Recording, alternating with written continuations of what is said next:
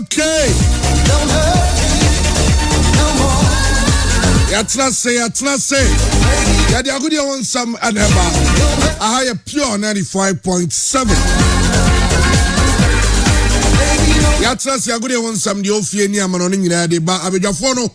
Atefo mbati obianka obi tries. Abetra say sanso na eye Christian adu say. Yabati eye bright yabo Taylor enso enka. And eye coach Freddie enso abeka ho. And so our ham yedi jumadi no yede aba said the day and every Saturday ya chance say ya yabekwa mo no ne ahwensam no games how do yabekọ so yede ho nsam ba onja na serve Peter check was sorry every throw aba form ni nyina so as goalkeepers no aba train omo aba be train goalkeepers of Chelsea na your video no ha yede say video ni images ni nyina no beba emra ya sha mo no ne nsam no say Luis Suarez are making move to Atletico, Honsam, but all the games, Basu weekendy, and also Honsam, I say for the Barcelona fans, I'm sure. Some they will not come Eka, they are ahead of the game, no. Your Honsam, I will say Chelsea, even the biggest game this weekend, no. I know, for a match weekend, the German say Monday, because the biggest game is the Arsenal Liverpool game. But before then, there was some interesting games. One game I remember by Sheffield against Leeds. That game, no, it promises to be a crunch one. And you said the Leeds are starting on the season now. Omubehu. Yabasha Befu and so and some no doso. Now, every some no. Yabasha Kumasi Asante Kotoko Australia. We've had recap of the week. Premier League, I shall say November 13th. Felix Annan, Abukari Dambeka just intensifying training. Yabasha welfare issues of Asante Kotoko. John Kennedy say the new management emani hiyomupa. Sanso ana Bechem chairman. Osiam people ni NDC omunye enough for football. The new Asante Kotoko CEO ninsam out there to the Asante Kotoko. Echo different level. Kotoko ne Southampton partnership. And then we say yabehe. Namum and Nadia no so. There's a Sika Kona name Ghana has scored a Nicobo Mali friendly no. Now or say a justifier for a lot of the players. So much some deserve it to be part of the Black Stars. Ghana buying COVID-19 testing.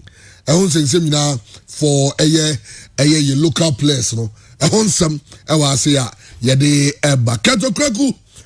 I say with support, this will be the best season. Yabako a tactical board no so. Water is pure. Finland is pure. Germany is pure. Baby, pure.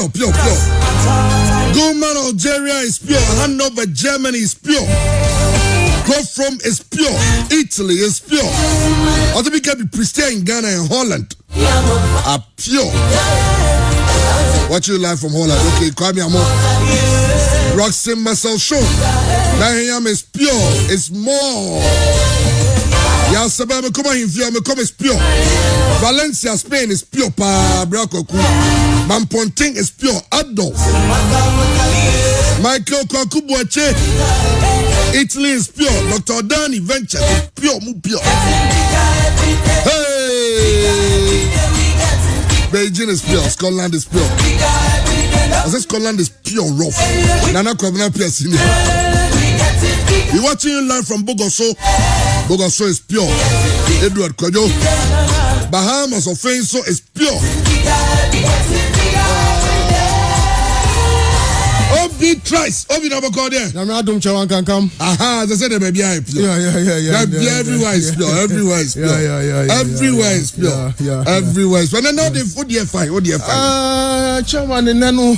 Me shadan chawa manonisa.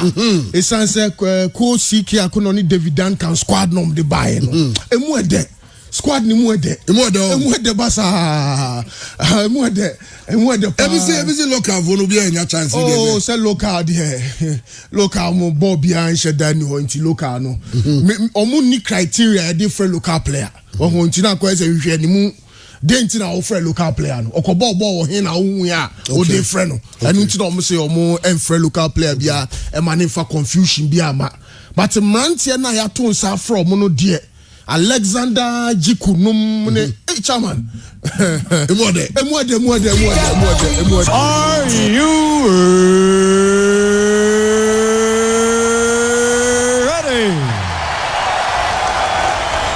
For the thousands in attendance and the millions watching around the world, ladies and gentlemen, let's get ready to rumble! Right, live on Pure 95.7 FM. Yatina se we suffer way. Pure weekend sports. Ya kuna famana ni some latest science sakano. Yen fani na entu jana pesa u join train. U bet me ati on radio. No Pure 95.7 FM. Sounds na uko Facebook.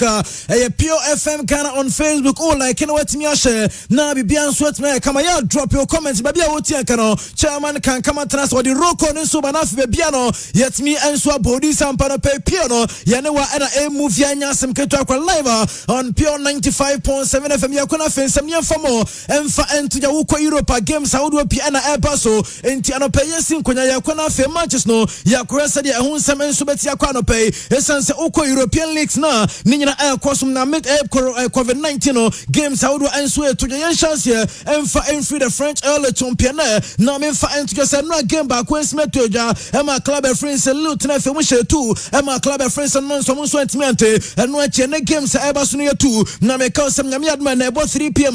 Bobo Conference Center, Tien Batnafi, from any rainy betting their Pimps and Wetino, about 7 p.m. Olympic Marseille, Romo Subatnafi, and Mets and Sudia Bunny, Mamma Fun to Yamiadman games are runner, and no end Subatina Basso, now Bordeaux by 11 a.m. From Altnafi, any Toronto to Bordeaux, and so at Media Pimps and Wetino, Mim Fun to just on just Subatnafi, from Air Body at Tia Press and 1 p.m. and I saw games from Ansuabaso, Dion Air Body at Tia Montpellier, Monaco and Strasbourg, Nims Olympic Air Body at Tia Lens, and watching Lauren Everton Fini Leon and Sudia Bunny, Sansuna Rem Sansubetin 7 p.m. and no Ayotana, from any Paris Saint-Germain game, and Ansubetnia to Gariano, yet the latest and Sodi Mamano pay, now Yonko Piemo and so Syria Animo, and I saw Yonko German Bundesliga, Essence Oko German in swag games, Dudwana and so Baswanino, yet Tim Nahun 7 Subetnia Toja, now the tennis had no game back when Set Mabaso, Emma Club and friends Hector Bell and Netanafie, Emma Entran Frankfurt Equa Senate 3-1, now Brantia friends Silver Ebo first goal, Urura friends Dawson Subo second goal, Emma Brantia friends Rote, one answered by Coupe so game no, Equia 3-1 answered by Entran Frankfurt, now my cousin Yamiadman, Jameson Dudwana and Subet Mabaso, now the tennis club and friends at Belford Betanafie, and 1:30 p.m. When any FC Colonna betting their bunny, and watch us back Betanafie 1:30 same time, when a body at Borussia Dortmund team no,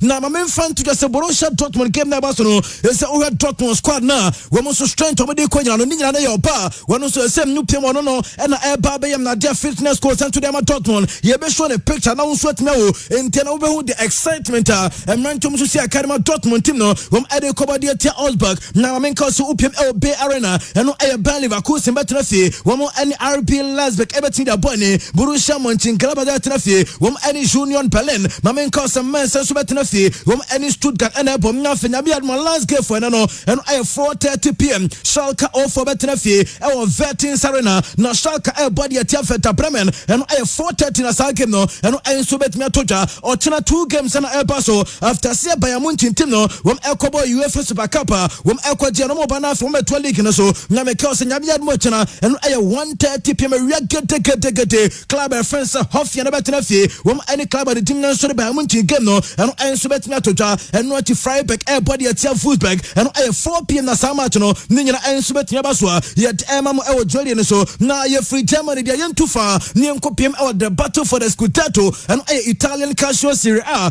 Mim fan to get a once on Manchester, and Yasam Ketua Kramikos and Yamiato and games Abbas on 1 p.m. and I don't sweat me a chance here, our brother Torino El Tenafiapo, Ediati Atlanta Timno, Calgary Calcio and so Tenafia 4 p.m. When any lags you bet me up in Pemso, same time na Sampdoria, any Benevento game no so Basso, now a boss 6:45, because Inter Milan game in Sweat Natoja, and no I was Stadio Giuseppe Meazza San Siro, where Brad Milan Ebetrafi, when a body at Fiorentina, now Fenabia brother to the games out on, and no and Sweat Nabaso, now Ochano pa 10:30 a.m. A special any Bobo conferences solo, and so bet me up in Pemso, Halas Verona Betrafi, when I do Tinishi Casio, Napoli and so Betrafi, or Brand Napoli game no, when a Bons was Sao Paulo, at the Tia Club and friends at Janua, and watch Croton and so Betrafi, wɔn ɛne AC Milan game ɛba so hyɛ so sɛ Zlatan Ibrahimovic out ɛsan sɛ wɔ tested positive for COVID-19 timino ka sɛ Ibrahimovic self isolation wɔ bra Milan nso kɔbɔ away game ɛde atia Croton team no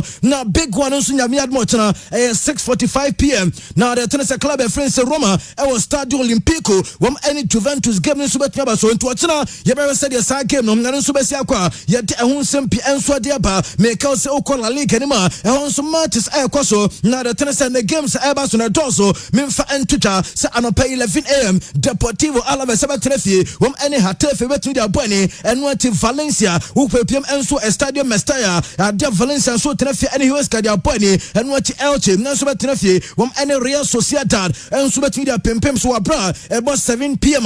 de tena sɛ Real Betis team no wopɛpiem ɛnso Estadio Benedito Villamarín Arena wɔn nso bɛtena fie ne Real Madrid ɛnso betumi de apempem so next 7 p.m. ɛna Madrid game nso bɛtumi atotwa na mamenka so ɔkyena game sa ɛba no Osasuna bɛtena fie ne Levante ɛba de atiam Atletico Bilbao ɛno ati Atletico Madrid team no ɛwɔ Wanda Metropolitano wɔn ɛne Granada nso bɛtumi de abɔ ani mamenka so club ɛfɛn sɛ Charles bɛtena fie wɔn ɛne Sevilla ɛno ati Real Valladolid ɛnso ɛtena fie ɛne Celta Vigo na afei ɔkyena ɛbɔ 7 p.m. Barca ɛnso bɛstart ne season wɔ abra wokɔ PM ɛwɔ Camp Nou Bata bɛtena fie wɔn ɛne Villarreal no nso game no ne nyina ɛba so yɛde ho nsɛm no yɛde ɛma mo ɛwɔ dwumadie no so yɛnkɔ the mighty Premier League ɛsan sɛ hɔ ɛna nsɛm no pii ɛnso wɔ anɔpɛ no ka sɛ wokɔ Premier League no mu a ɛbɔ 11:30 a.m. aka bɛ sɛ Simedria Samia sɔre no deɛ ɛtena sɛ Brighton and Hove Albion bɛtena fie wɔn ɛne club friends Manchester United game no ɛno ɛba so ɛwɔ American Express Community Stadium ɛno ɛyɛ game ɛba so mamenka sɛ Crystal Palace bɛtena fie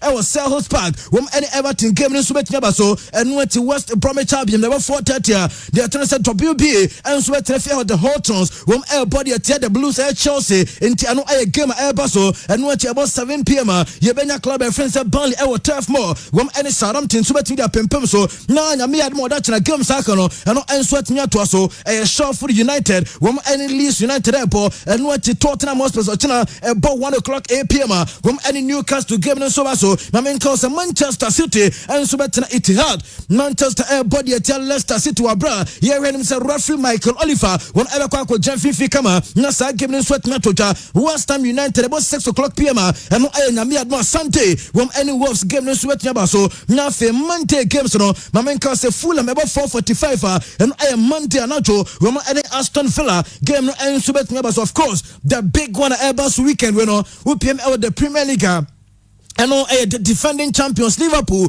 wɔn ɛne inform Arsenal game no ɛno nso ɛbɔ so ɛwɔ Anfield referee Craig Pawson mpanyinfoɔ apɔ no sɛ saa match no wɔn ɛnso nkɔ gyina mo ntoa yɛrɛm na bibia ɛnso ntumi nya kama nti nyame adoma yɛbɛyɛ sɛ deɛ Monday anadwo saa big one no ɛno ɛnso bɛtumi atotwa ne nyina yɛde ɛho latest no yɛde bram ɛwɔ dwumadie no so still wuram ɛwɔ Facebook a ɛno ɛyɛ Pure FM Ghana on Facebook Pure FM Ghana on Facebook na nso atumi akɔ wo like na wo share ne kama na foforɔ hu sampa the global show yɛatena nsɛm no latest no yɛde ne nyina ɛnso ɛde aba na mamenkɔ no afei stories nyɛnwura mu na yɛmfa mmɔ ɛnso mfa nto dwa no pɛdi a mamenkɔ club friends Everton asoyɛ ɛsiane sa no pɛ a me no ka sɛ Everton team no wɔn manager friends na Carlo Ancelotti woka sɛ no a mede bɛto dwa sɛ Everton team no na ɔmo hwɛ nim sɛ Manchester United wɔn nso goalkeeper fall out of favor apparently friends Sergio Romero no na nka Everton team no nso ɛ penalty a owura friends Jordan Pickford wɔn start ɛyɛ mistakes ahodoɔ nti ɔmpɛ so manya goalkeeper foforɔ ɛde ne pa na Opinion friends Carlo Ancelotti was see young fan to just no or stick it to goalkeeper Jordan Pickford na mistakes the idea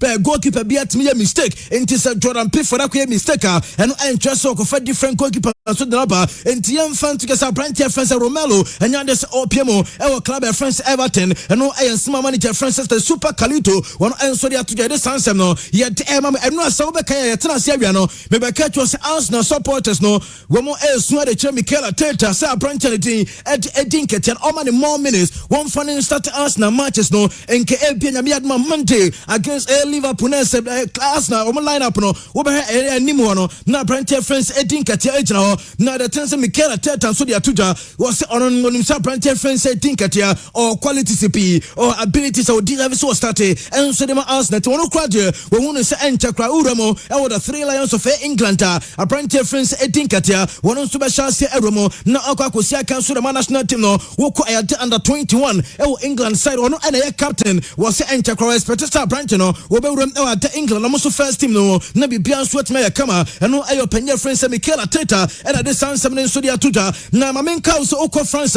ya mensa Kenya branch friends Samuel Umtiti wo defender so the club friends Barca na Barca for Bayer and the branch friends Umtiti enya de se team bia enso ba name good news everyone san up that sorry you know yes Olympic Lionel team no so for branch friends Samuel Umtiti into negotiations and so chance here and ayo panya friends Jean-Michel Ola wono so him se kwampia so no go banya defender friends Umtiti na ono be gina cho kama and the club friends Olympic Lyon and ayo dem say kan this sansem no yeah the Olympic Lyon aso no my main fans they said they be bian so ayo kwaso commanded training mo we abraya we sa branch friends ho Sam Aroa wono so be pim Arsenal team ne mo yes akato ne bro no se be bian so ya kama boy ne de wono so nya de to say opeso free Lyon na se team friends Arsenal ha and opeso kosina kan ti dem saka and say sen command so team akwani mo abra yeah we sa branch friends ho Sam Aroa and so be pim the Gunners na be bian so team ya kama and so dem team no and aye dia ba ya de sansam no ya te mo e wo dwade no so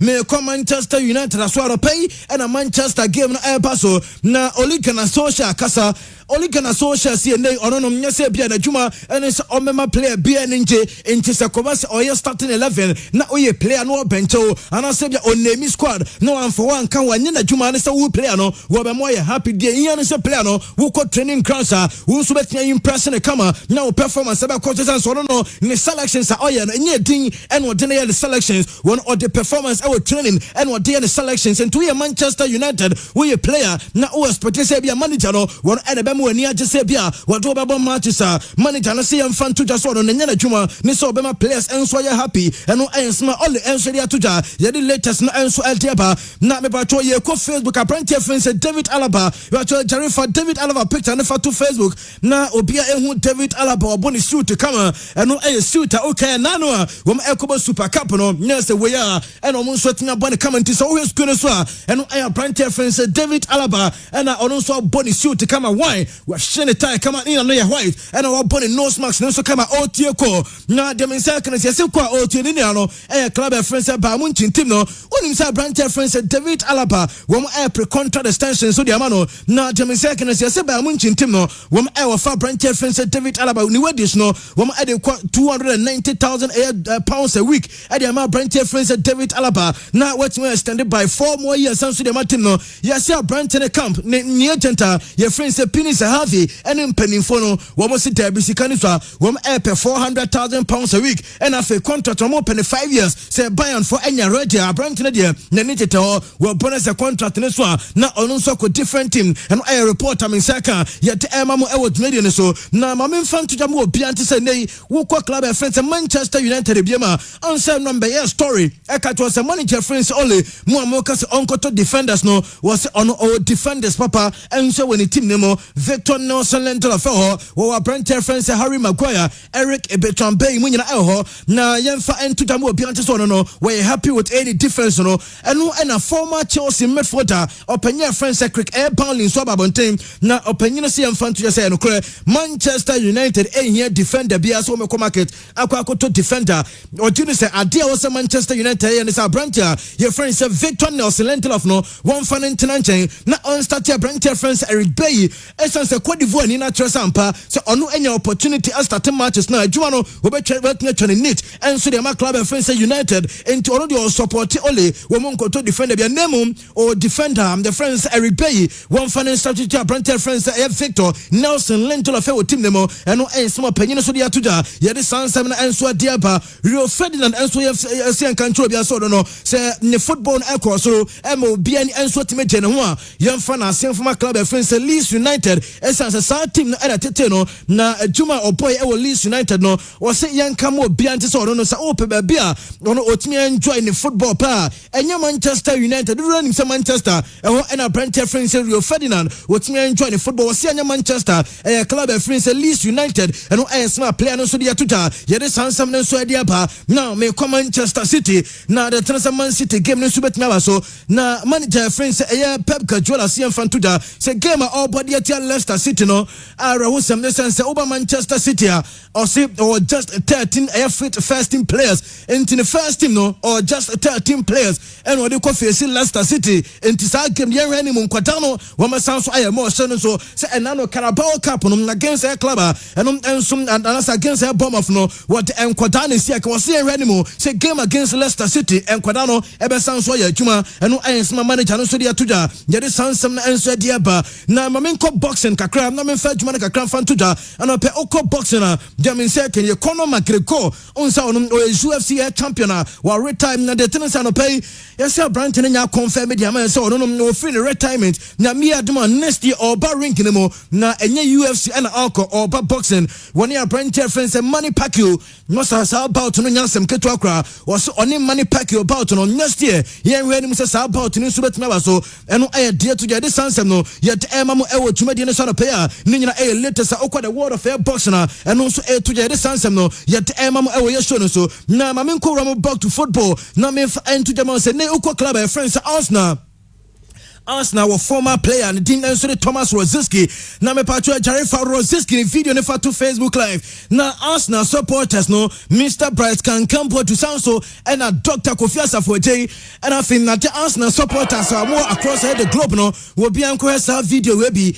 and no I am a former player friend sem na dia Thomas Rosiski na so say Rosiski na or your rock star what you say na Rosiski agent jetai na original live band netia masa akwa no ohia sound ni brutal and Thomas Rosiski and our Bosho now nipa also enjoy Thomas Rosiski on also say after football no on also Roma and jump to na say or your rock star and no I Thomas Rosiski nti say we video no our school so we be who ask na former player ni dia de Thomas Rosiski tin and on also na jene jotai kama shana matom na bra utu so hana say green what your bomb na be bia so come to Rosiski and I said on also timi Roma on also na say bia with my come on so the man enti Rosiski da ono ay rock star and ay dey by the sense no yet 20 mama so tinya tinja enjoy video no and na eta Facebook ni nyina ay to the mamenko Algeria sense Algeria ay African champions na dem say can say the Ghana ya ne Mali and so air ball friendly game no yet say Algeria for so nya the baba to bonten say nyame aduma October 9 women so air ball Austria against Nigeria women born Nigeria October 13 women ebe san so the Cameroon and so media ball and demiseka from Algeria yet sound some so di tuja na mamenko penya friends Andiko aswaye na Andiko din semni pi and so di atuja no pay na Andiko say yan kan the former team friends at Manchester United say bia we United supporter Mr. Risman Satanios na fem na dia akwasi and Manchester United supporters no more I said this is Manchester ever challenge for the Premiership title no mo former player friends Andiko say yan fan to money say nay mania bre mo pe Jordan Sancho or say yan kancham say munya Jordan Sancho kra enya dey say this season Manchester United e betin age Premier League no e and no a legend friends Andiko and this handsome no so dey at go we and osim yan kam obi ante say Manchester e more than a Jordan Sancho as a Manchester for na man akwa say wo munya Jordan Sancho ma wie wo mo beji league na anye o say there be enya Jordan Sancho pe na Manchester here even to say Manchester nya Jordan Sancho e also mo sa pe different players and so dey ba it's a Manchester team na wo no and just about Air Sancho and Andiko and I be who the picture school so no opinion your friend is only gonna social and I feel boyfriend some Jordan Sancho and I do more picture and so they are two school so who said the name and so Esiako na me pacho Luis Suarez and no one sweat me acquire in the first air training any man new to friends at Atletico Madrid na me pacho yan fa video in front to Facebook na obi an so ntimi hwa brand friends Luis Suarez enti ha so we screen so no Luis Suarez na the tense okwa no oko share new teammates and any teammates no omo so yet said omo ye guard of honor ebi mu gina ha na ebi mu so gina ha na Luis Suarez ebe fe we aya na mamre a wo pa we new player dia omo de be yonti Thomas Partey okwa no omo ye ni bi Thomas Lemar enso ko no ye ni bi enti omo gina na say wo new player no wo so to record ya fam na the tense before so obedu no na say ne wo chide omo hwe wachi kakra kama enti branch friends Suarez and wo he no wa bro no so ekwa the first training na so the man new club and no Atletico Madrid no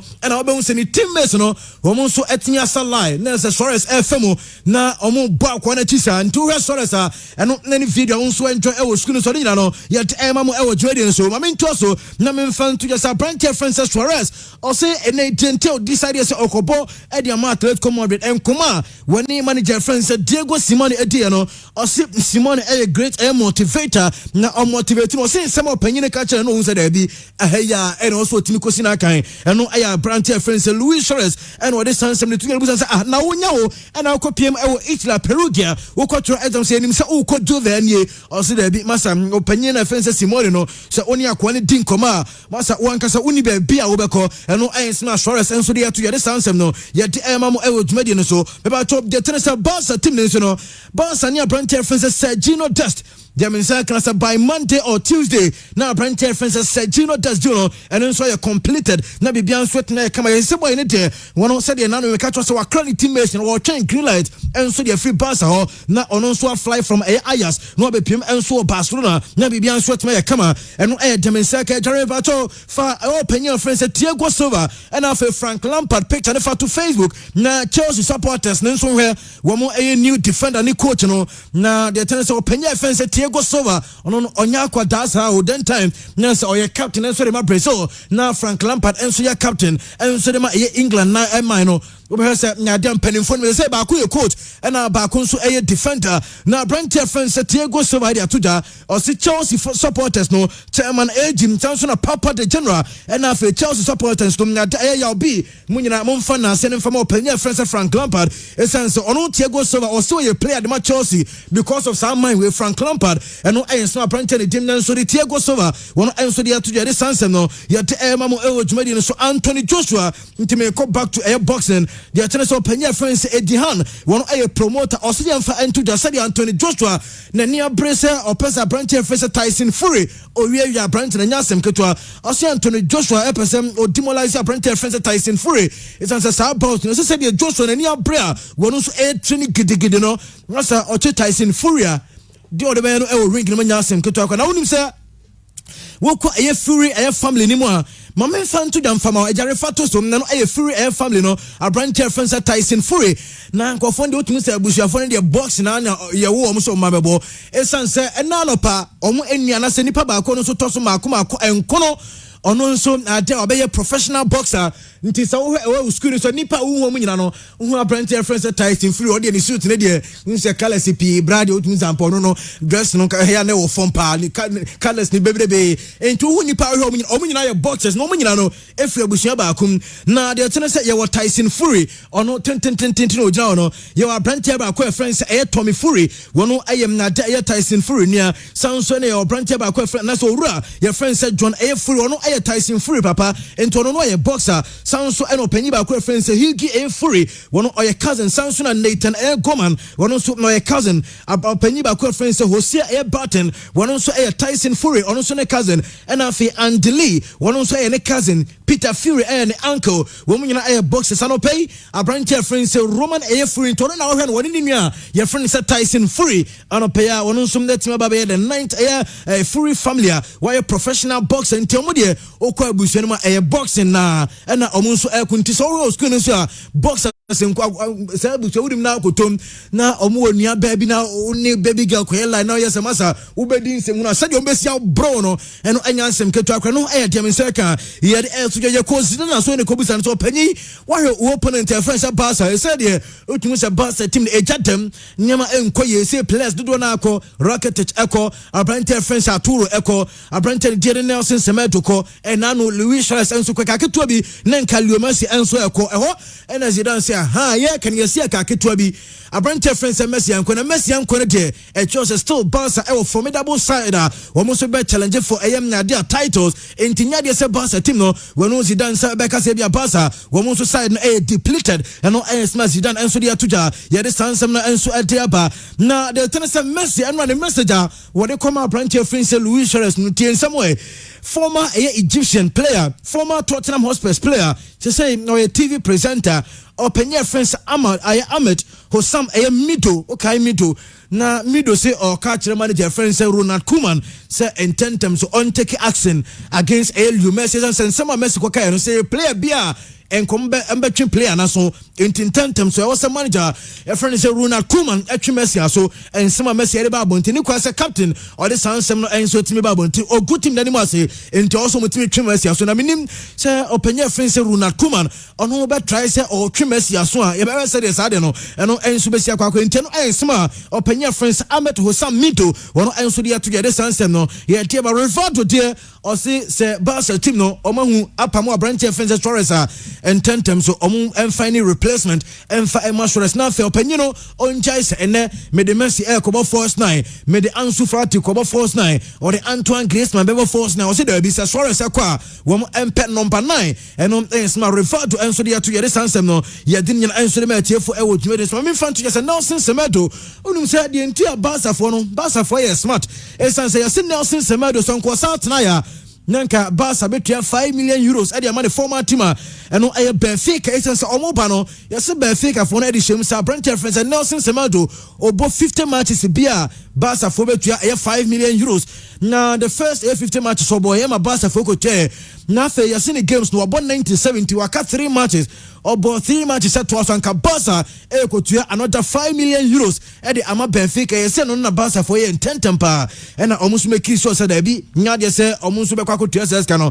enti eka 3 games nanka Barca kotua another 5 million ade ama Benfica oma branch reference Nelson Semedo ono so akopim e club reference Wolves yere sansem na enso re to odum say Barca see name na branch reference Edison Cavani and afi Edin Dzeko omo fa someone tell me no edema Barca team so omo replace branch reference Suarez name of say Barca for neka say Debbie Edison Cavani and Edin Dzeko pa de masa branch no omo standard na e form town be ediama club reference Barca and no e de to yere sansem no yet e on some de doors name emra no kwa na e company for nya atnase inti na o say this year na film na beja phone so papa and some no kama they were still live on Facebook no Pure FM Ghana on Facebook unso betnya join trend ba bia oti enka no na wa me hunsa mpa ba bia won ho enso tena ye pure essence pure movement and no pay and one ye digu so Ibrahim GH ono Facebook a osim ya da bepo ase enso aye pure na 5 emojis no de be 2 million and dia ba Shadrack AJ Mensa was a pastor is pure and afi cleansing adu COB trans chairman can come and anyasem ketwa kra Salifu Larry Adam or say Taku Freeland is pure so pure there be or Cosmos on so dia ba say pure and na the 5 emojis no so dia ba so na dey tell say sex yabo yamo frimpon on so say Accra Osu bebia na say odifa circle honum nyina de copy osu no bebia ye pure so kwan ho bebia pure and na obi an so dia to no anya asem keto akwa nti na pure no de Brenya James on so say pure Lucas Glory on so say yes pure movement na on so dia ba na Kennedy Akwa Dakwa ono so chemu say pure is always pure enya asem ketu akwa wa unia ba tena mo say Manasseh is pure na say pure ne de enya asem ketu akwa no say is pure adi me catch say o kwa ya fa me ko bi o e kaka so say so kwa ya fa me ko bi o kwa ya fa me ko bi okay na tena won so atia muntwa me invite na me ba me hu say enya invite na ya na ha dwen o so say entina mtm from bottom malo say minimum so my profile no mo hia on bombom num nenam say on beti a check omo de omo kan omo close friends so what I say ko bombom ka o de no jomo se bia no bombom tight test and am tight from ho a ezem mi no mo fa adwen sem bezum go company no ko bombom de ka o ntiai ezem tie for he no mo ba me ko ko kire me bi o but ono scanem so na zo ntia when I some send me message out here of the min got am start my dia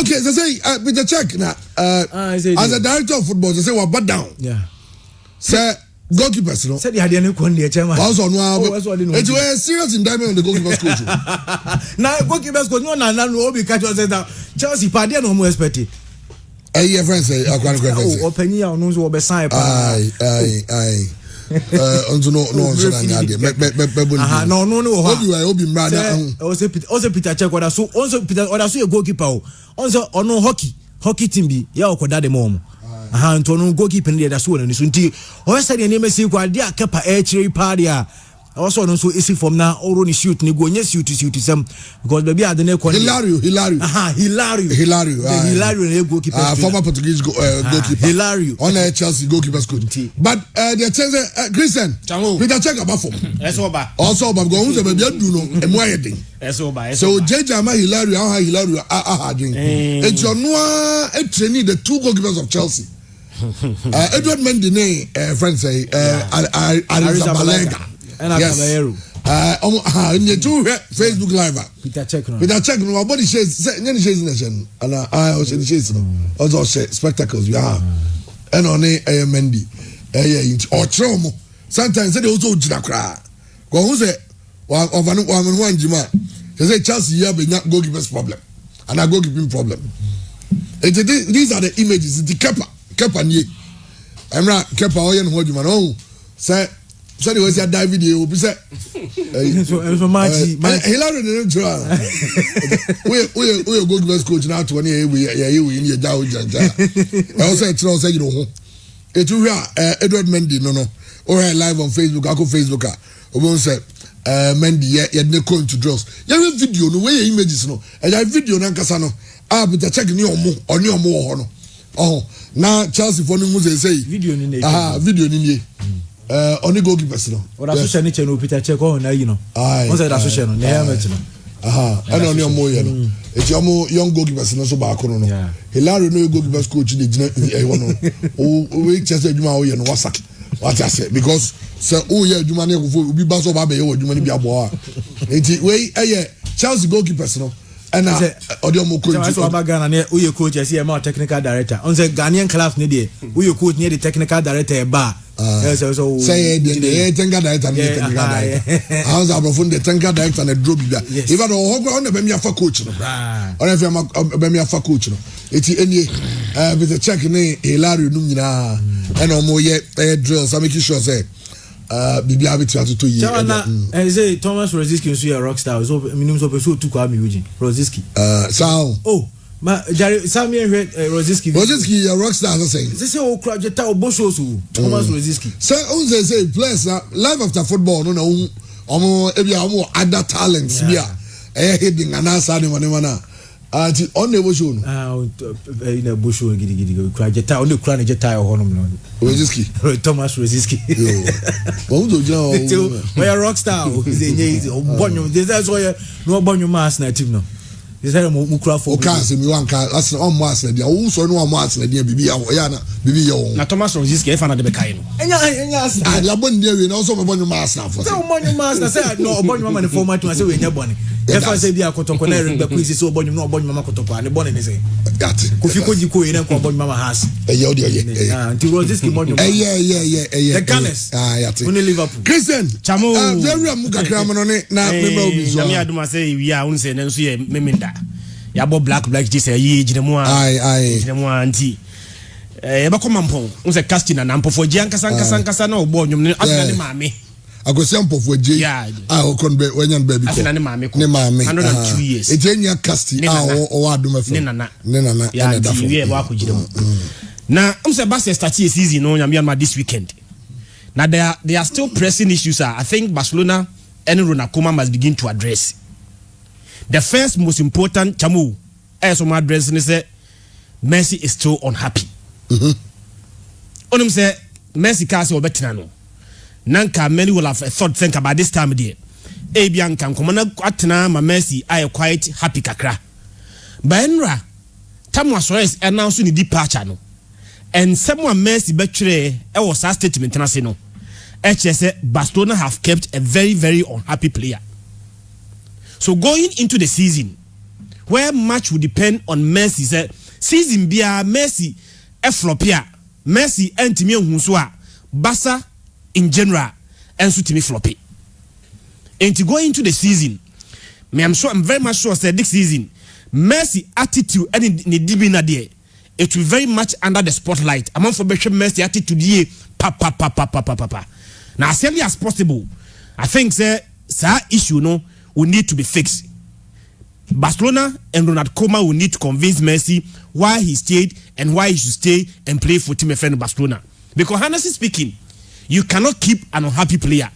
player na ni nya no matter his talent the environment within he finds himself so na ni to operate within that environment you can't bet the best out of such player and you know and manimu ye di chamo I'm very sure say omom ye very much concerned with the club no who say it is one thing they need to address that's what we know as early as possible again Adebaku ambassador ese addressing say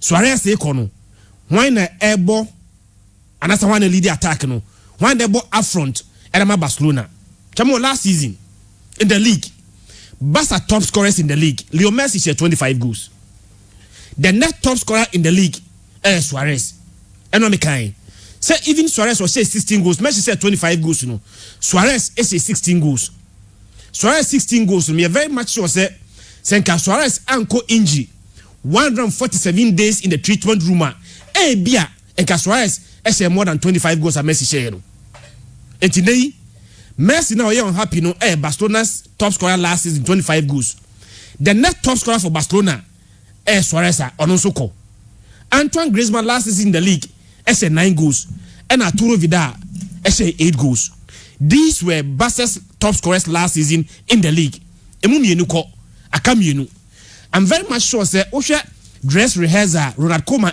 ni nyina na Obobo Messi as force number 9 they have many say attacking wise players are ombo attacking football there Barca do not like quality because in Coutinho in Dembele Ansu Fati and even Trincao Barca are quality attacking players but you can't proper center forward proper number 9 apart from Martin Braithwaite onokwa injured Barca any a proper center forward Abrante Feno Suarez ekono there is no proper center forward etenei ubo game no na say whatever system bia ubo bia proper center forward the Canadian friend number 9 what's Barca ni bio you say proper number 9 pa de say Barca will be eti Martin Braithwaite pe the proper number 9 as oye typical number 9 but no kran chamo the standard no we sure say Barcelona be did say ye find more proper number 9 for Barcelona games and onye player Barca ever rely so much on him entenei se Barca ebo na se Messi ebo as first number 9 the tattoo Messi abra obo first number 9 say Messi will drop into deeper zones so obo into deeper zones in there and the position na Griezmann any continue occupy no Messi will drop into those positions and occupy those positions Barca na Emma Griezmann any continue so no you don't get the best out of them and manimu ye they are all as number 9 proper center forward no Barca will need to address again at the back yes so say Barca brain no it's not attacking wise e Barca bre and then aging wise players go e nim nyina no eko Nelson Semedo has departed is a proper right back Sergio Roberto kra no player on your proper center is a right back they are converting into a right back position it is a Sergio Roberto ekoi na Sergio Roberto ohoi na Nelson Semedo ekoi chamo say proper number 2 ni ba kuni pra who replaces him why nebo as number 2 because they were just one right back bet and their Barca's at disposal this season and manimu ye chamo these are the areas I think Barcelona will need to address going forward into the season we are Barcelona supporter this season there my expectation from lower down your expectation because Neymar Chibibia say last season we were better than this season but even that yantimi anyi league last season and that situation no and as porous as it is this season no yantimi anyi league Champions League it was disappointing for Barcelona last season this season Neymar as bad as it is today ni there I mean I'm here Barcelona supporter I like Barcelona very very much but chamo so see me placing me bet on what we win this season I will not place my bet on anything this season ulo what the expectation okay you are least disappointed because you say at the end this hard here this season there me sure say we are Barcelona supporter bivia beji bia no should be a bonus but lower than your expectation but niggas all the expect say Barcelona beji expect less okay now into the Premier League chamo the first 2 weeks into the Premier League Adebaku won say goals pim goals bapa they say the goals wumpa yenya game ma ko betting over 2.5 ya nemu yenya game bia go mpim yenya goals drawn game in the league so far okay even week 2 chamoti there were 3 games that produced 7 goals second week on the first week teams didn't be amo Manchester amo Man City amo by week 2 team be a boy so week 2 yenya 3 matches a produce 7 goals Leeds any Fulham 4-3 goals. Everton any West Brom 5-7 goals. And a Southampton and so any Tottenham and so 5-7 goals. Chamo on Saturday a week today, last week Saturday by now. Na Premier League match the ball on Saturday it produced 21 goals. It is the most on a single day in the Premier League history.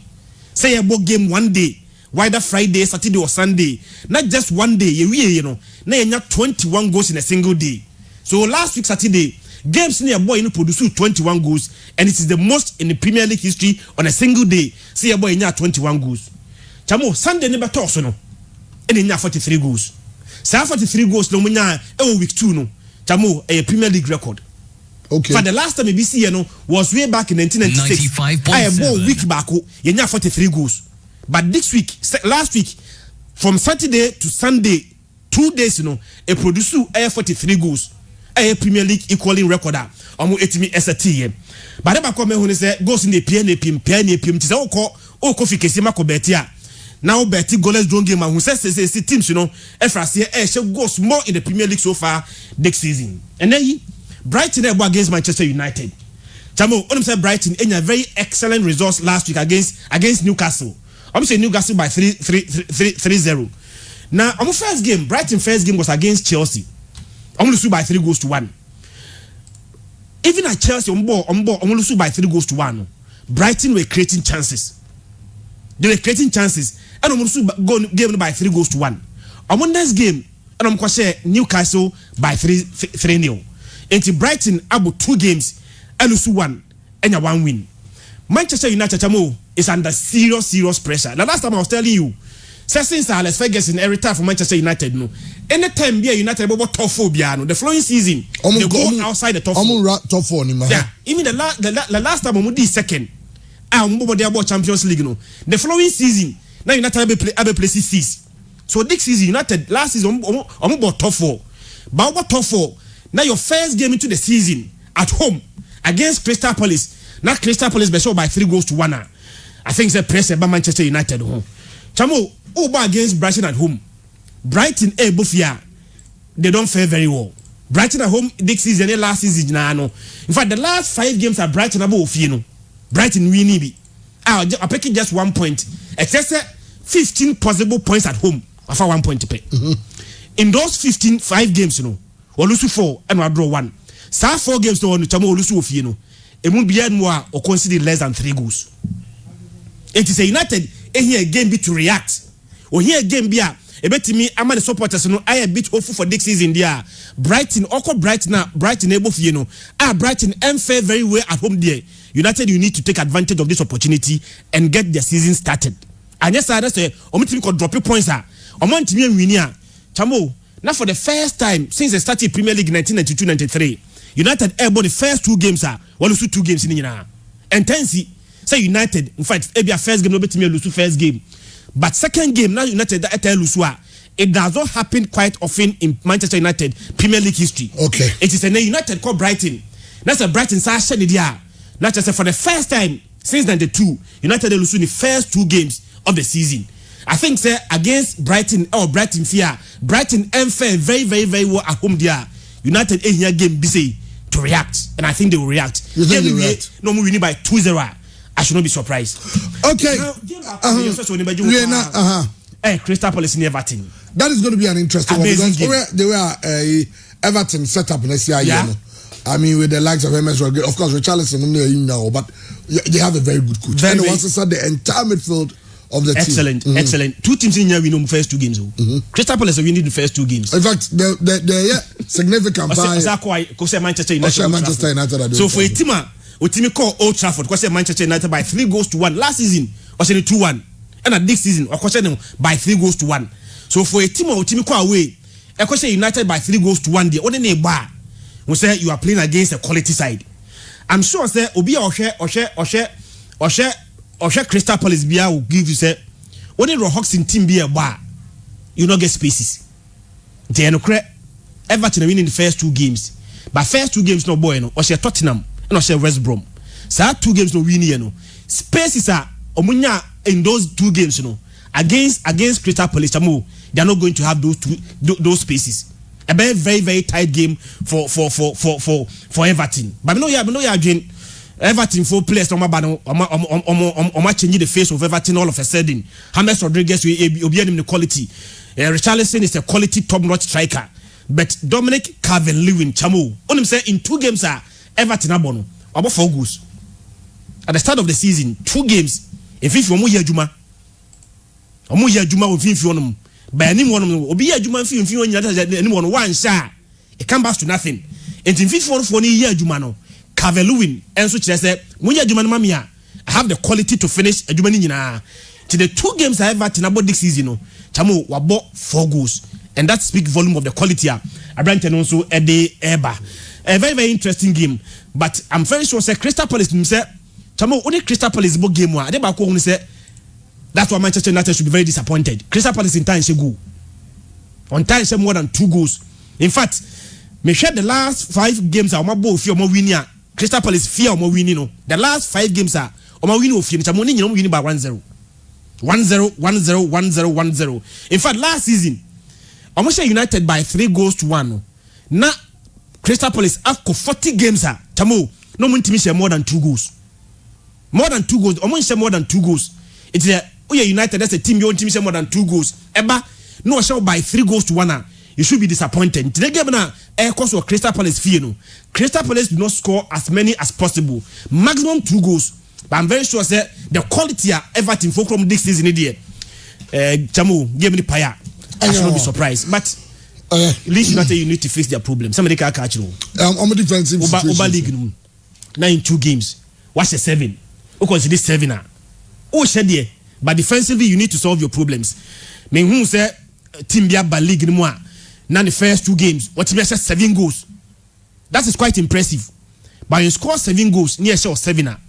In fact, you should be worried, especially who coach or that meticulous in Marcelo Bielsa. That's the team consider this number of goals. It doesn't speak volume, doesn't speak very well of the coach and the team. For the first time, on him say, Chamo, I'm buying 2 games. I'm producing 14 goals. Fulham, Leeds United. The first 2 games, the first game, so in Liverpool, 7 goals the PM. And at only Fulham so last week, you know, almost about 4-3, 7 goals. And in the 2 games, I'm going goals PM. 14 goals that team PM. I'm very sure that Papa Nehu said defensively he will need to solve issues. That's why Wakofa Diego Llorente abatim most of the central defender. I'm sure says Diego Llorente Bemwa no Shevu back na the Leeds United. They are so exciting to watch up front. Having scored 7 goals there, Tamu, they are up there in the league. Okay, well, Christian Adisai, thanks so much for that analysis. Now, Memra Zobi. Yeah. Yaja mono ne kakra. Kakra bi na enra Teflon Don we need 40. Yes, enra I don't cross the 2 Facebook. Oh, okay. Samuel Kofia Champo. Yeah, Samuel. CEO for ABN. Yeah. Angel Broadcasting Network. Yeah. Enra on the winning 40 and then 40 at 40. 40 under 40, yes. 40 under 40. Oh, yeah, I'm award in the interesting. Oh, Nathan the MC for the occasion. And I open a basso say, started with 1 radio station and now 19 others. And I started with Angel FM. They say, and I have an umbrella about over 20 radio stations and 2 TV stations. And very soon, another one. I say, and pure TV. So, there's Ababeka home. And also a bonabaso. Why are they for a young man? Even for young man to say, now the poor manager. You know thing. As I'm going to say, you bring a drink with drink because pressure is free, no pressure is free. Why are they? And for a year the Teflon Dawn and those open life who the seat, but it's open life. Now, if I say I need him so be winning, and also a boy here for Sabaso, almost 40 by the man, so they will be winning as a the CEO of ABN Angel Broadcasting Network. Absolutely. And if I don't poaching, go away. in recent times, Obi, I want to come on from the grand. Poachings are you know, and kind of Kumasi, Teflon, a bomb, Obi, me too. Yeah, Chairman, Nadia, a big trap bet, Kakranti, quick one now, because it's some no dorsum, a Black Star squad, CK Akuno Diabano, a muede, into Osi room near Hesenia Besiako. Brighton against Man United, Amex Stadium, both teams to score. Miami United draw 1-1. Tichama click it 1-1 and 1 eba. Didn't you? Because it's then click 1-1. Click 1-1. 1-1. Born 1-1. Okay. Yes, you know, Brighton, Lusu to Chelsea, almost Newcastle. But a team one and say almost goals. Almost last EFL game, almost Brighton, Preston, almost away for sure, 4-2. The week before, no match Portsmouth again in the EFL Cup, no match 4-0. Into show last 4 games, apart from Chelsea 3-1 loss, no a team one Oman show crowd near 2 goals and omutumi eshe. But again, this is a Brighton side that almost last 10 competitive games, no almost ashe in 8 into a goal scoring team. Now, between Man United and Brighton, the last 4 meetings of Manyano, teams ni mienu nyina no, emu miensa, teams ni mienu nya eshe. And until na media share muse both sides to score. Eye den Brighton be she goal. Eye den Manchester United be she goal. Na the enti amaya ne draw ne say Premier League last season, you know, ye cat teams omo ball draw pa na Brighton ka omo ball 8 draws. 1-1, 1-1, 1-1. 1-1 sa no omo ball 8 in the Premier League. So a team one, yes, they'll score, but again they'll concede. So the probability of having a 1-1 draw no is very, very high. Unfortunately for Man United, in their last 5 league games, normal winning 2. And of course for Brighton, Omar lose just 1 of their last 5.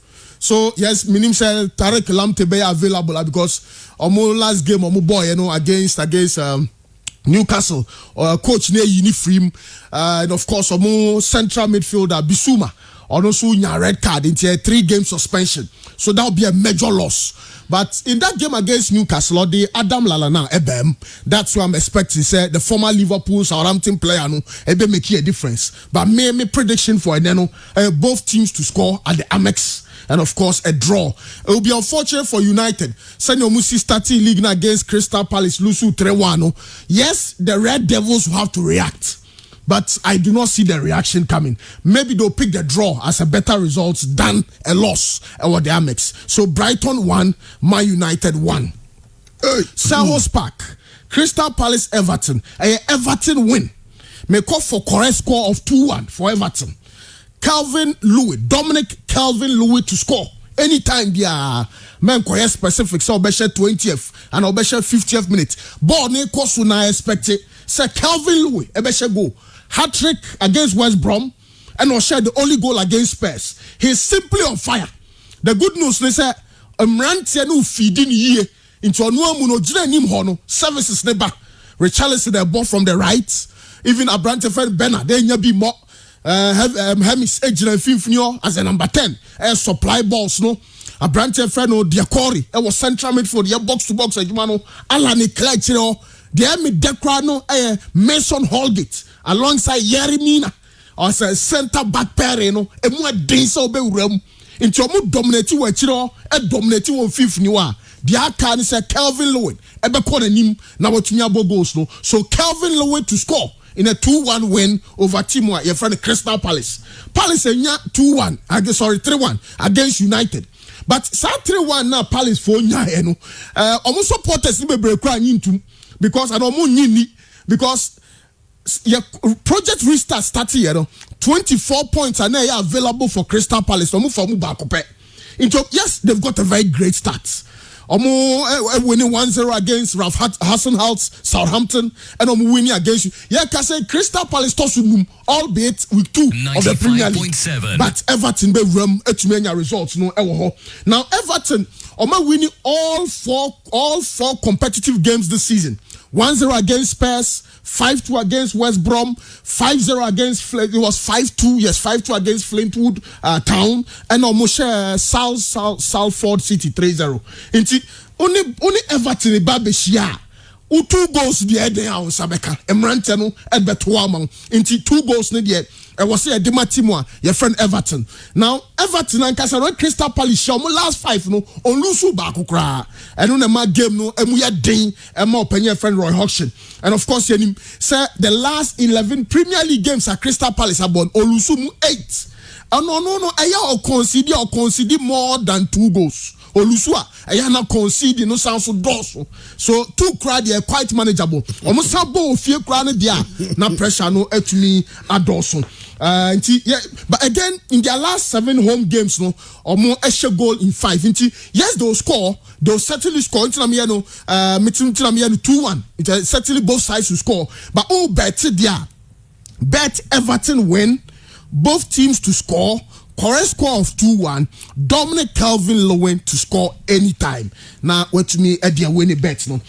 Pressure was Slaven Bilic so papa West Brom. Pressure was so Leicester show mu a kamiensa or man to me and Simo the Braka. And now mu esa lusu their last game was I want to know penny in red card no Slaven Bilic or the referee half time no dinachi na referee no man no red card. I guess a Premier League for now uphold the sad decision no. And this is my prediction for the game because of the Hawthorns. Chelsea win no may call for win over 2.5 in terms of the goals. Into correct score near Chelsea 3 West Brom 1. Chelsea 3 West Brom 1. Timo Werner to score. And also Kelekeso Timo Werner to score. Oh yes, Timo Werner Kai Havertz bien in Unia Subetre in them against West Brom away game albeit. But again in terms of the number of goals West Brom for ni concede the last 2 games on my ball Premier League conceded 8. In fact they've conceded 10 in their last 4 competitive games including the EFL and Carabao Cup. In the team omu conceded 7 Bilic has to work. Now 7 Bilic per player no akoto Branislav Ivanovic. So beyond the difficulties of face Chelsea have better quality.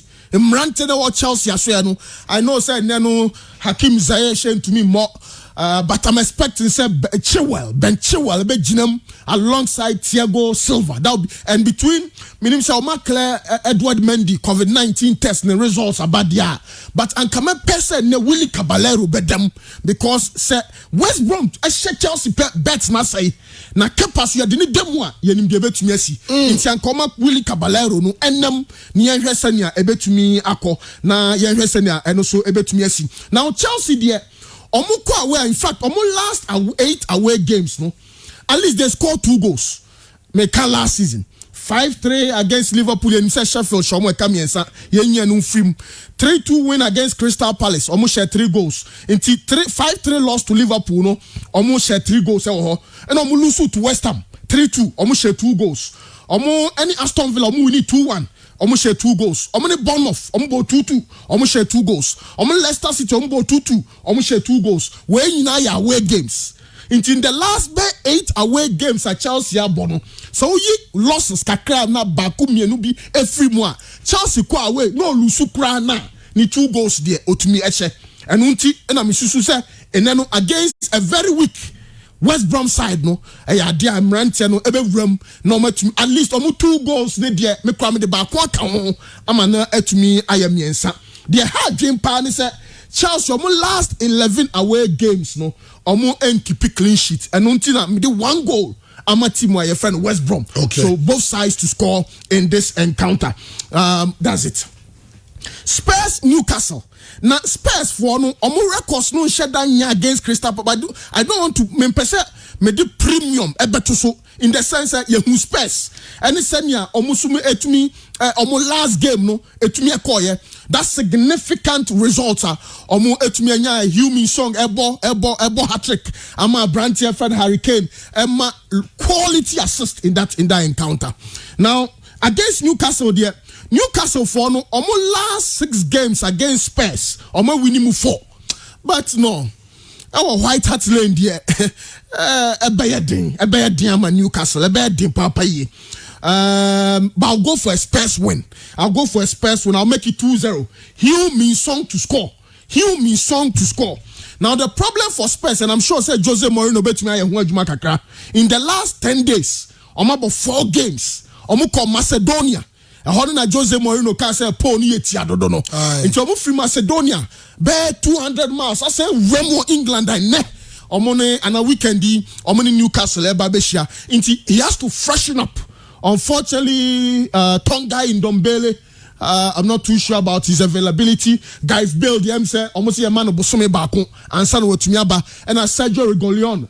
Well, Sobe drop it Ben David, Obama Rigolion start here, but even Sobe started Krana, a be free bench na Etumiaba. But in spite of Sar record that Newcastle Ekra against Spurs, no, I still insist a Spurs win at home because Jose Mourinho just a big blow for the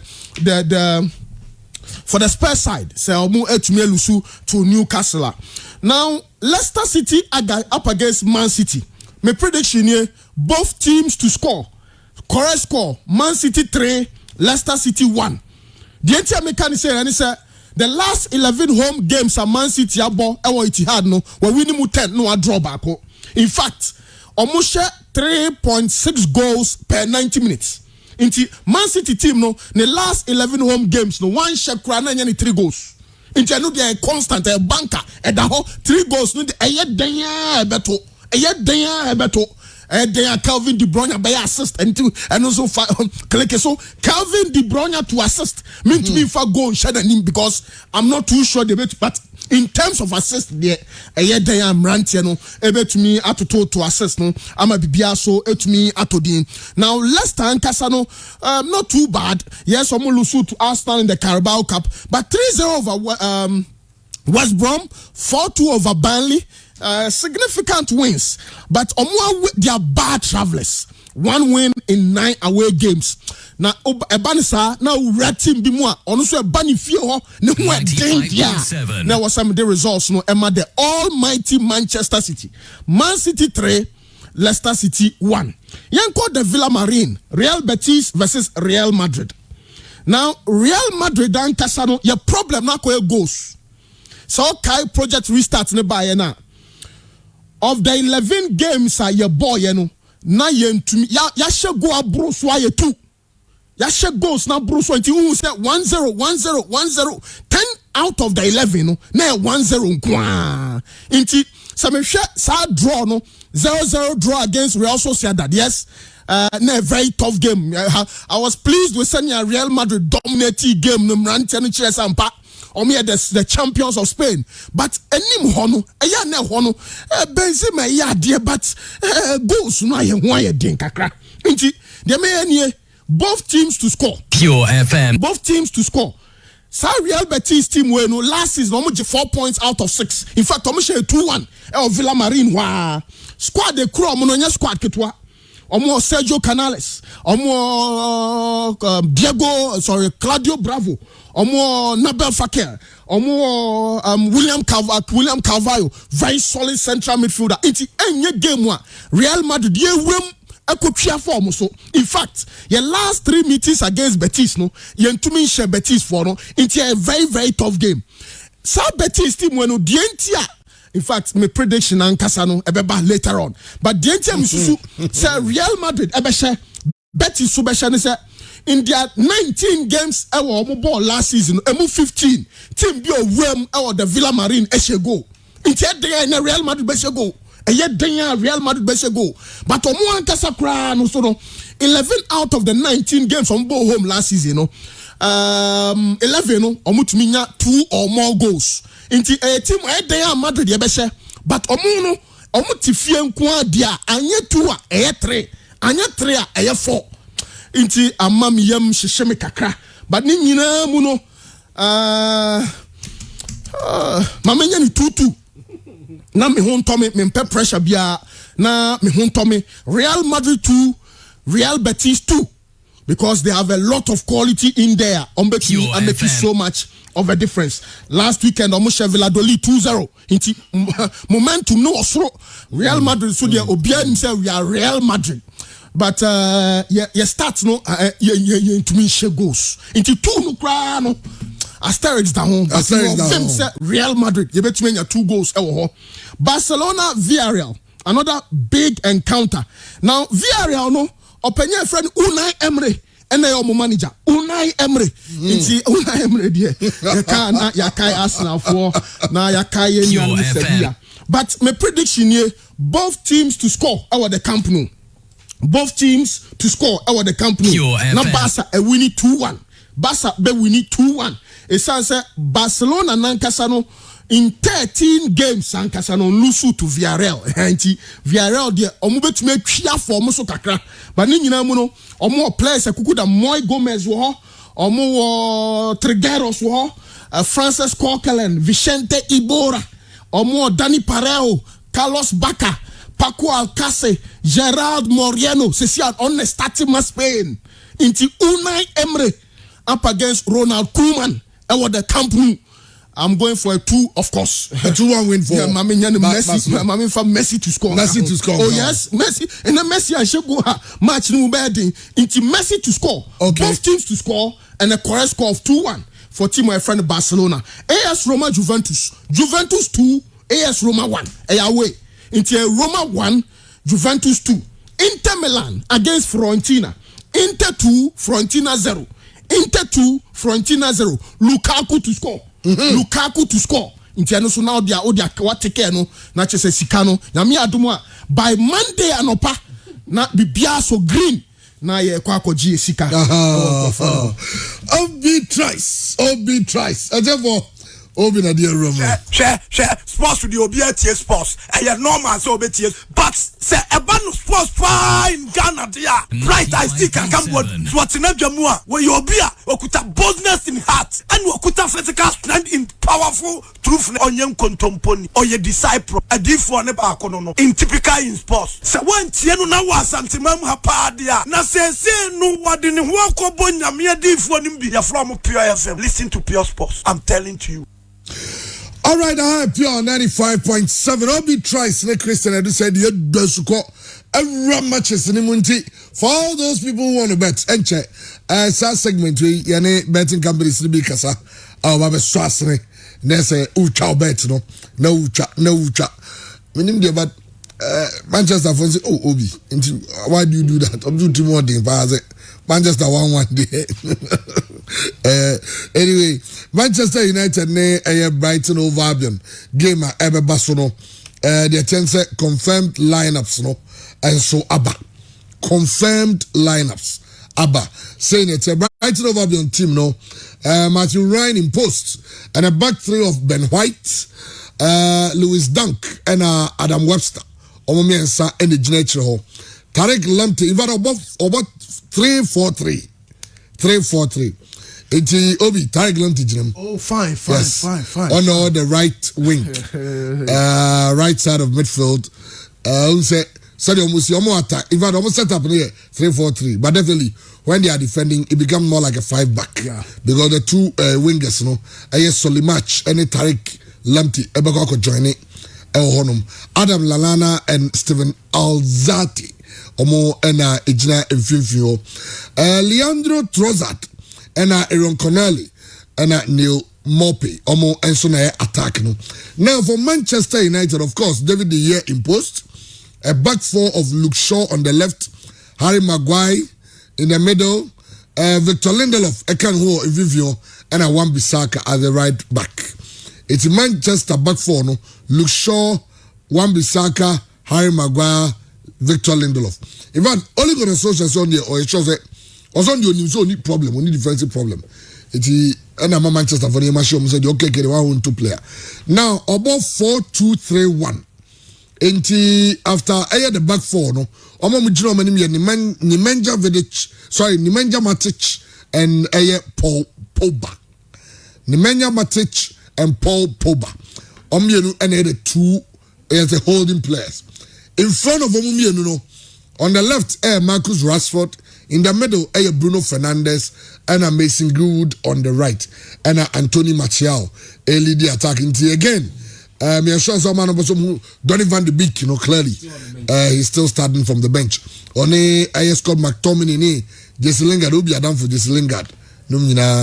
and so you Timothy for Sumensa Ghana in the one Ghana ni also eka team no I know you confirmed lineups confirmed Oma Musia Kaino as a team sheets na Babontino and some lenche nasa game no and also Omo edition Pure FM. I am Pure 95.7 FM. You're live on Facebook. Pure FM Ghana on Facebook. Over to me, I show no, and so it be El Honum. Pure FM Ghana live on Facebook. It you go Facebook. I don't have search engine. No about Pure FM Ghana.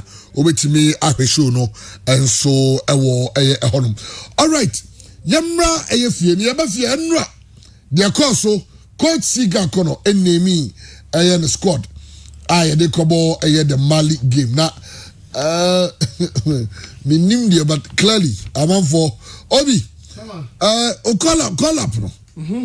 Call up, no. Yeah. You see, and one no. More there.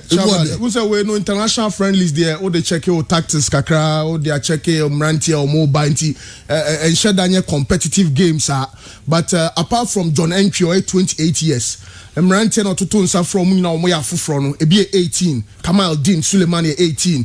Ebi 25. Ebi 22. Ebi 23. Ebi 24. Into the future looks bright.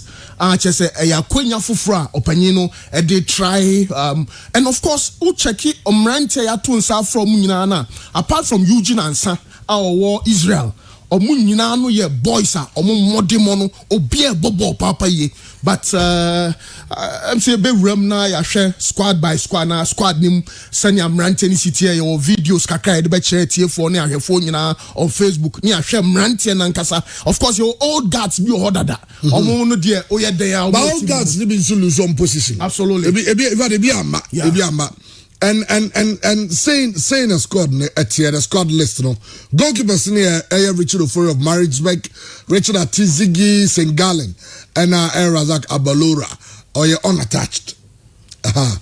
Fullbacks no Benson Annan or Zelina FC, Lumo Agbenyenu or Sporting Club, Yakubu Mohammed Azam FC and Gideon Mensah from Victoria de Gomaresh.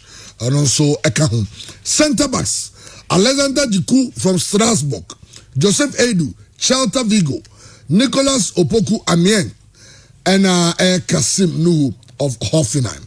Midfielders near Thomas Partey, Atletico Madrid, Emmanuel Lomote Amiens, Bernard Mensah, Besiktas, and Baba Idrusu, RCD Mallorca. Attackers and wingers. And so Andre Ayew Swansea, the captain. Jordan Ayew, Crystal Palace. John Entry, Pyramids FC. I think the boy we there. Yeah, fair to him, but he's a better lead than ever. Siga Kono de Naba. John Entry, Pyramids FC. Eugene Ansa, Hapwell Shmona. Jeffrey Schlupp from Crystal Palace. Samuel Busu, our Alpha FC. Sakwaje nche ozo losing position. But name the Alpha FC Zamulutu. Kamal Dean, Nordland SC, and Muhammad Kudus from Ayas, Amsterdam. Omo any Nipa players Kusika Kono, Atonensa, Ede Afromo. Iti me sure say squad nimno. Players they say Omugwa will see a kind of Magana and Sabiga over. So abu sika kono squad no ene hope child be to Facebook de amaye no obi atimi hu said eno so ehun sam esitie konsika kono nankasa wakasa area for some of the call ups in fact nobody be from no na bi busa na wakaba jiku ane Bernard Mensah ochechiri mu. I'm personally excited about him because Chiku, at a point in time, we were not sure if he really wants to come. He didn't have a problem of switching nationality, but they decided to come to play, and now he's decided to come, and so I'm very much excited about him. He's not only a centre back, but he's also as well can play a holding, depending on what area you want to go. In terms of when you go on away matches. If you want to be more defensive, it's a choice, but he brings a lot of experience. I saw him in Strasbourg when I went to Europe to watch them, and it was really good. Pure so FM. I'm personally happy it's coming.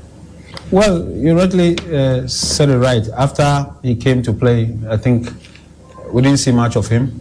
Now he's proving himself good. He was once with a new club. Now he's moved to Besiktas, which tells the story, all the story about him.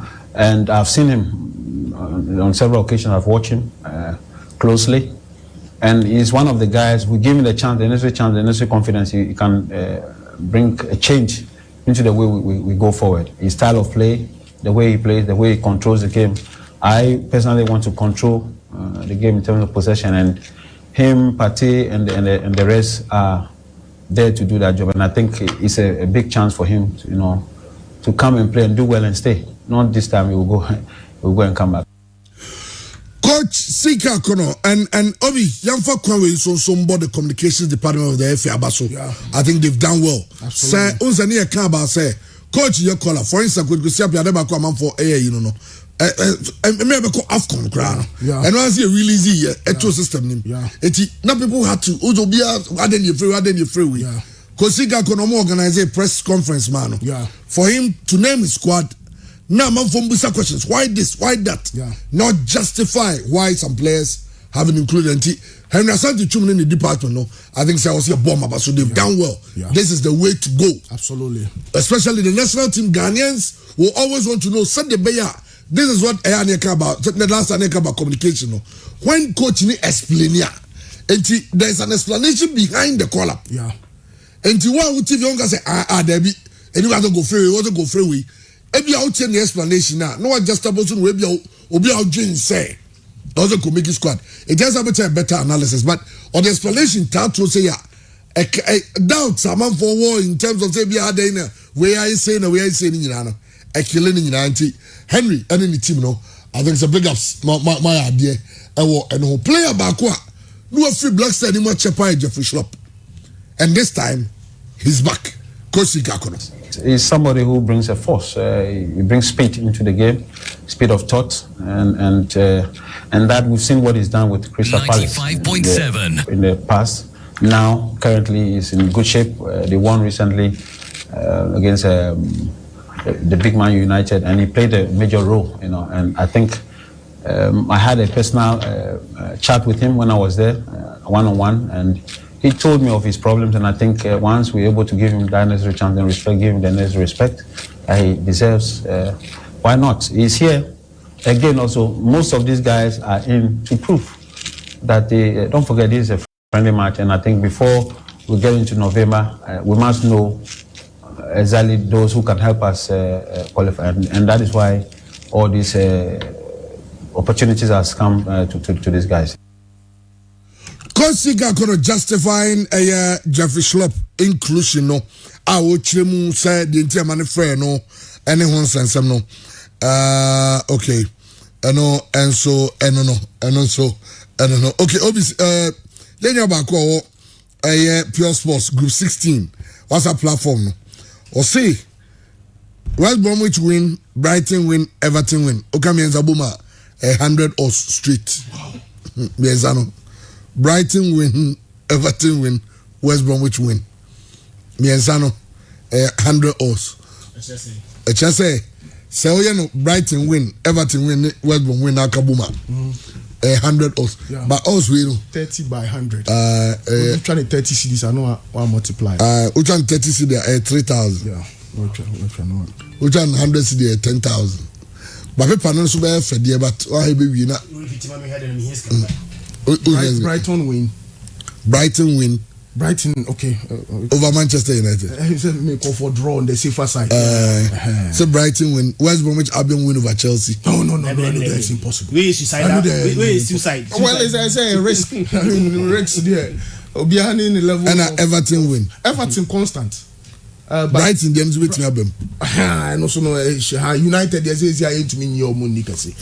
Game against was a Luton Town. We say almost struggle later and sana changes kakreba game nimo. But West Brom against Chelsea there no. No. Akwese odu sika kwa kotu baby no. Okay, Ediano no. You just with Aya Black Stars call up no. Sika kono eke before Eugene Ansah and of course John Entry, that John Entry boy. Oh, he's been overlooked far too long. And sometimes is looking like you are criticizing too much. I was personally very surprised. Say you call Egypt for Cup of Nations. Now you're a Ghanaian player in Egypt. Also goals. That time leading the Egyptian league goal king race. He was still overlooked. Kosika kono kasafa now. Into the opponents, constant disturbing, in terms of trouble, making trouble, trying to create chances to score goals. And he's one of the guys who does that. He takes one-on-one situation, is good at that. He plays, he attacks, and he likes to score. And so we're looking forward to get players like that who will be constant in that sense. We don't look for players who, after 5 minutes action, 20 minutes before they get another chance to do. We want a constant situation. And so we give him Eugene Ansah a chance. Don't forget we have 2 matches, and all these players will definitely have a chance to showcase their talent and to prove to us that they are equally good. John Entry, I unearthed me and Odate unearthed him in 11 wise. Since then, he's done well for himself. The last time we had a collapse, he was not. Okay, Coach Siga Koronensa, well. Yanchi obia Bama du kwache wo Düsseldorf. I don't sure in Yago baby Udietia Düsseldorf you do any akai executive textiles for Nanajman executive textiles ye cha on the paper na me ton catch ma me tonka uni peli na me temo kanche mi peli executive textiles Düsseldorf eti Bama du kwache so wo Düsseldorf ono so eti show ipa eti echa obi players ni be ho ya tete omudin. Yeah. What I say? Yeah. Ebia ya yeti radio ya tete omudin bebre. Yeah. Ya re Facebook ya tete omudin bebre. Yeah. Na ye ni momu yes aba me sema me nka we ntwam obi. Aya no man for bisa so obu ho ya adwuma. Ebia no wenti nya live ni bi ahwe. Okay. Tie pon a. Okay. Oko me YouTube page wa. Yeah. The only BKB. Yeah. YouTube oko anu wa subscribe. Yeah. Oko YouTube a search ho the only BKB. And over page ho. Yeah. O subscribe to page na. Yeah, the videos also Oliver Kahn interview and in wow. You know, name was from Pond, go. Wow. It's all on Nebia and in Canada, so enjoy Kaka. And also go ahead a simple car. Time with a simple car. Yeah. No, I enjoy videos in Libya. The only BKB on YouTube. All the players I ain't no my baby boy Kaka. Also, more deck. And more the papa you more than you ever say with your mom yet. Yeah. Some Black Stars call up. Yeah. Chairman Dedi kan siki akono unse abrante friend Tariq Lamptey name ranti omo no ni ade bia yeka se anka ye coaches ye di nketia no nyina na ye coaches no enhwe se omo de sam ranti no ya wo omo amano ne no ye nhwe ne ye ntwe omo emra o man nim no ade ba ko akosiki akono di si na ni super ba ko so eno no enti o make contact with a lot of foreign and Ghanaians and Ghana for yenuanom a omo abusuafo no mekowo no omo ewo amanone a omo enya kwan ensi akan ma corona ye wo omo wo so no anka omo no benya komba be si akan ama oma ye friend Ghana enti player bi say Elisha Owusu or Genk ewo Belgium omo contacting no Brian Brobe eso Ajax ono so no mpanyifo kohwe ne kakra ino kwaten ewo Bo Jordan Bordeaux okohwe abrantie no na Francis Amuzu ono so ewo Anderlecht na abrantie ye friend Alexander Jikuya ono so akonya ba so Messi akan ema the Black Stars of Ghana no omo nyina no coach no monitor omo na abrantie ba ko a ni dina ba bebre na nim no abrantie friend no Benson Annan. Now, of the New Life Football Academy. And of course, straight to Slovakia.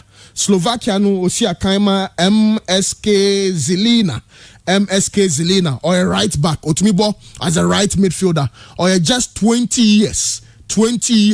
Na Abigail in far branch any videos no credit say ye be biema mo bia no ahwemrante ne modemo wa hwa akwala ne modemo no se ne city a no ahwese esefata se ko siki akono ebeto sa afra benti live on Facebook Pure FM Ghana a branch of Benson Annan or a right back na ne ball no akwa say Samuel Inkum. Okay, on the highlights. Yeah, yes, okay. yes. It all be original share goal no. On the ball no. On the ball no straight. Ball no be di ni straight into the net. Straight into the net. Inti na make us say mu ede no because in kwala na omo ba no. Omo ni ball ni bo papa. Okay, who said the keeper is off its back. Off its line. And na sa accuracy no din say enemrem no ubenya a free footballer bi ho. Inti ono na cross and it's a very good crosser of the ball. Or cross the ball no so a we striker now ti adwuma nko ade a obetumi ashe goal. Inti Benson Annan right back a positioner Ghana ya brew ho kakra any left back ni nya no certain points kra no na Harrison Floyd more left footed no ya de no ko ball right back position nti enya a natural right back on na ekọ no o kra ball no tumi say Inkum pepe Samuel Inkum pepe ne o chese krokrowa na eya o sanso ready game ni ye nti oni Benson bo now ya number 7 nko ade a or the passes no beto anim and or sign rub box nim no what ding timely tackles. Oh chairman, okay. Abranche na CK Akuno a friend ne de Benson Annan chairman Abranche no onimbo oya de so far de kakra na ya be ka say slow we share pass now or the ball and the right flank one no pija ball no to nipo on nim no and he has very good dribbling skills. Yes, crossing tackling, ball control. He said, "Oh, she control ball no hano." And no rap box ni mu. O say, "Or Rani Obeka say Christopher Bonny." Or Rani runs no say Christopher Bonny. Into Benson Annan, 20-year-old right back a coach. CK. They me fed no sa vertical passes no. Abrante nimbo. Good anticipation. Bibia no take boxes ni nyina for a complete right back.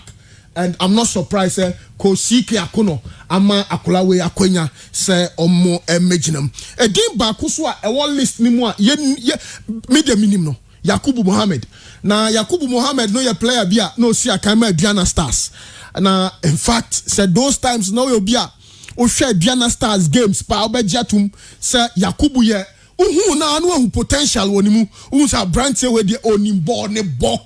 Sesiano, in fact, Osia Kaima Kema youth at certain points. Also, ebo under 20 kakra and ordinary Echere Azam of Tanzania. Also, 24. Obi say Obi answer our corner. So Obi say Sir Benson Anani or Kaino. I mean, said Okaba Samalinkum. Yeah. Said or casting the mode and he's just hoping. Say, what's the Ghanaian now saying we seem to have a problem with our right back. Absolutely. After Inkum ne pencil, no free system. Yeah. Opare idea any tone so when we do everywhere reach some potential.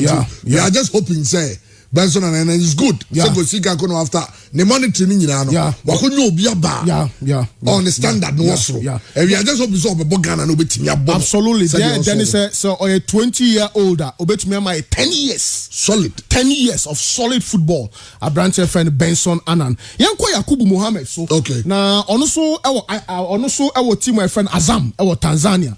Na Abigail yenhwe opanyin no so no kakra oye e Tanzania Yakubu no okay chama onimbo o Ghana kra no uhu potential say this boy I mo say otumi call Tanzania in terms at the age say no 24 years onim Ghana system no very rugged the type of defending na kwa say Joe Hendricks modie no Sani Wahab modie no aggression wom obe woso am wan kasa wan say ampa ne modemo no eso ani nti e ye behwe se ne Yakubu so no ne mod mate say em say Azam ho kra no on na ye captain e wo ho nti yes so kra lot of leadership qualities are branche no we see say scouting nti onie ono no age ball no on cycle no on your player of the month in August. Yes. Yakubu Mohammed. Yakubu Mohammed. Inti cross big crab basi sia no apim or very good height or a player or aggressive or no air ball no there or den obefa or a very good on the ball so also a left-footed centre back. Into the passing in the BBR no nice. Ball left and right. Yes, or ball on the left side of the defense. It was the passing in the BBR no, the reading of the game no. So it need the another say Thiago Silva kakra, the positioning in the BBR no. Or 24 years. Into also bet me my 8 or so years at the top. Yakubu Mohammed no de me den say CK Akono ankoye no amanoni Europe but me sport be kwa na minim so Azamo minim say Yakubu e Africa ya me the pass akola we there CK Akono aya there he reminds and he's not a lost talent because player be say Lawrence Latte okay Lawrence Latte just say Lawrence down for pa Lawrence Latte afraid they mean Lawrence in Kabium I just say that guy I mean say Lawrence Latte and to me mobile anchor him into yet to me discover Yakubu Mohammed biom dia na CK Akono when kwa dia a very smart decision and now taking I hope say be build it so yeah Ghana ni so necessarily ni so Europe or Egypt or Tanzania or Benin or Ethiopia or Madagascar now more demon so ni nkwa dia kai say scouting team no ebe to me ehun nti or the competition kakabeba or the Kasim nomne Mrantene or no I know bet say John Boy nomne more makani there but John Boy is also doing very well yeah we have to state that on fact nti yanko Abrantefen Alexander Jiku eso eho ono so asiakan ama Ken we asiakan ama Strasbourg in fact all call from Ken to Strasbourg no moto no 4.5 million euros enyame boy china Strasbourg and Monaco 3 p.m. on Bebo our French Ligue into Nyamra into onye Bronio so no I think Ghanaian father French that is Senegalese mother or French not very sure about Watina Brochache me patcho ha on the wife and then the bano and the wife near Helene and the bano Wesley he's about 14 months old me research on who kakra say the Strasbourg University the University of Strasbourg or komo 5,000 euros so mo fan ka musika ho na COVID-19 vaccine na ye pe no so you know it tells you he's a very good leader, he's a smart thinking guy, very tough on the ball, he can't tackling her. And then you just say chairman Abrantiano ne tackle rate last season in the top 5 leagues in Europe 85.2%. Okay. Gabriel and Arsenal mo fan free Lille no on only the 85.4. And now Francisco Asebe of SS Lazio on the 90.8. Inti Abrante we no you can't defend the some tackle power Europe top 5 or tosumi ensa.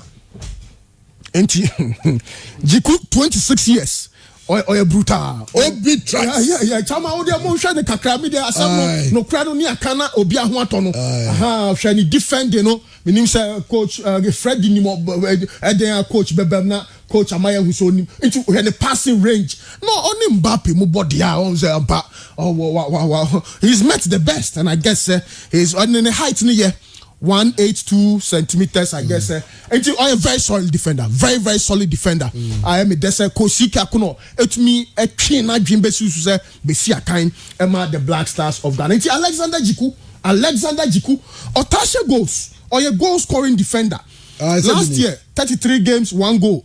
The season before 35 games 1 goal. Oh, na don't tie goals. Oh, so chego. Kazo chego. Don't tie chego. 1 goal. Oh, chego. So of course for a centre back you always got to say. Absolutely. But I want for Reno. Monaco ne Strasbourg. The only problem is our back Ghana Viano bebo. So Strasbourg on Vianney box say again. I say almost someone there na no dey. Okay, nti obetumi agina ye Vianney. Ye park ne ana hadwen ye okay, ye Vianney. Park no. Nti omo mani hu say oba bebo potato pitches so kakra wa. Nti oba na say pitches say the other no potato pitches. Oh say potato pitches. There pitch papa ben wo nti chama. Nti yan kan chere no say ni say na wo. Ye mani reality wo. Azan wo be meet. Yes. Yan ko Bernard Mensah so aso ye. Bernard Mensah oba Black Stars ni muda. On the 8th of June 2015, Ghana versus Togo. Oshego. Goal. Oh, okay, you're sure only the baby girl kakra. The wife ni.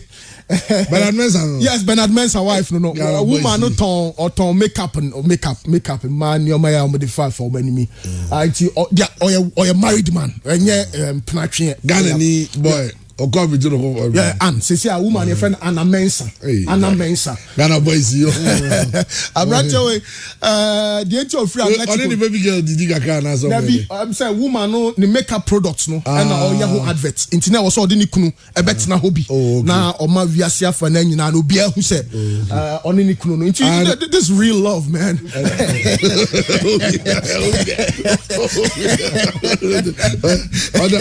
On your man makeup. Yes. Baby girl a feeling basa. Now be shia na bo say no. I word wo mama cry chow. Bernard Mensah 25 years. Power member. 25 years. Yeah, sure the go share against Togo no. Because we about Black Stars neither. We about Black Star but Ofrimu minim Gentiana coach Kwesi Apia Mpenasem. The channel could go see up your episode. Oh, sorry. Yes, I think that should be. Don't use no. But this is the goal he scored against Togo. Okay, long range. Yes, long range shot, from outside the box. Into team near Bernard Mensah Onimu Dada. Okay. Or a very nice chap. Says here no Bekshistas carriers, but one quality of Branty we Kurano set pieces. A Jeremy goals new rolly near Shesani and the ball no city here. Chairman free kick. Okay. Bernard Mensah. Oh. Obesha says here onim papa free kicks now. Evidence evidence based. Clear. First goal from a free kick. Second goal free kick. Okay. A brand no there obi a oba Atletico Madrid there. I mean Diego Simeone training no enya there obetumi. The person no so bad. Oh yes, or attacking midfielder or central midfielder or right winger. On goals no so on nano. Okay. In the nine shapo mu. Okay. No sansu kwa Americano. Into the ball na kwa say Quincy Owusu be ye die no. Okay. But we no nim Bochen Quincy. I don't know. Diego Simeone man ye physicals be my brand we fi pa ma uzamba. Diego Simeone just top. The person no so you. Into see ke be you so wings no more. Wings no be ye more. Bernard Mensah onim papa. This season we share about 4 matches, we share 1 goal. Last season we share about 26 matches, we share 6 goals, no providing 8 assists. Okay. Into this time no Jordan Benye Biat Wabatum more on John entry. Na chese ehonsem kakra no. Eugene Ansa no also Israel, also a striker 25 years. But no Chairman, the last time I shared 10 goals, no, the 2017-2018 season. Last season, about 34 games, shared 7 goals, about 2 assists. This season, about 2 games, I share 1 goal. But he's the type of player. Me sure say Kosi ki akono person man a chance kakra. Eugene Ansano, 25 years. Okay. Eugene Ansano. Chairman, bibia. Okay, Eugene Ansano. Eugene Ansano Bobo, Chairman. Eugene Sansunya bad cry. No okati in. On the ball no or go be or share or rania. Or running back the edge on okati or side defenders now. Or no be rub box nim. Eugene Ansano no. Eugene Ansano no. House or height. Or Sanso pinball no. Come on. Mube the Black Stars mube the papa ye. How rub box nim or that type of player. Eugene Ansano papa. But ninyina mu no yenko enim. Yenko John Entry so. John Entry I share 100 goals in 215 games in the Egyptian league. In fact, of free dreams score 11 wise no. And why no di Egypt. El Shabab, in fact, in the first game for El Ali about 4 goals. First game for El Ali 4 goals. And call Makasi. And about pyramid for no turn for 1.2 million euros. But we know, so okay, say any problems na John Entry can. Okay. Am John Entry cat can send be so on TSC and no cry na be break su say kwesi apia man hunu nyina no John Entry one friend no. But John Entry is 28 years. It's in the highlights here. John Entry no say very tough. John Entry is that Ghanaian boy now. If I John Entry then there, aside anything, also me Kwesi Appiah have a very good relationship. Yeah. I think so one of the things that Kwesi Appiah why not them. Say you have African Cup of Nations to Egypt. Your Ghanaian player are consistently what you go kill Egypt. No, I'm friend of Grand Count go for strikers to be 2 goals. Whole season 3 goals for Abesakobo. Other coach Freddie have you depend on the options on this one. The options now one you call you who says options. Options in quite a man we ignore no cranny west. Yeah, because other options now go for buying. It's not like a more proven track record be we all know information in the profit information. Until say on it's over information there go more. Don't get me wrong, minimum options not the coin, but information and it's players however.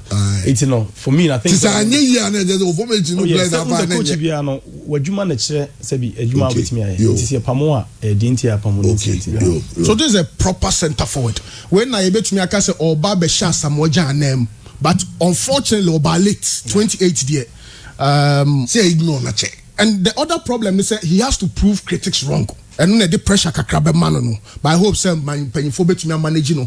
Na wetumi to score 100 goals in Egypt and be consistent in the is quite good. So that's John Entry. Very strong on the ball, very good in finishing, very humble player. The Brennan Huasi into a one tough guy on so beboa on tempera.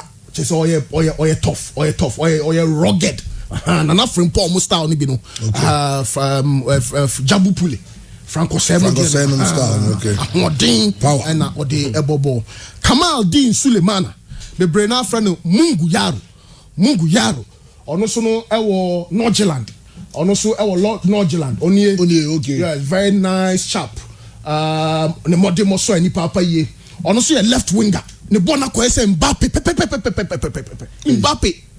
Me pacho me mama better video be why we no graphics no me pacho Kamal Dean there onimbo nti ya no aye mi Kamal Dean onimbo bobasa Kamal Dean a very good player. Good news ni say chairman hwe ne skills ni kakra say we rap box ni on the nam line no so sa no chairman me see ne ball na ko say Mbappe pepe hwe say obesi atweman we o wan su le on just say Mbappe pepe the problem I finishing because go out to me bobo ni to baby now on tiasie by 18 years. Okay, there's a lot of room for improvement. A very intelligent one of in fact no more retino cry ahead of Kudus Mohammed. But there on also name Rebeba when we say they will see a 10 Mbappe, hey, Kamal Dean. Wow, he's got a go. Yes.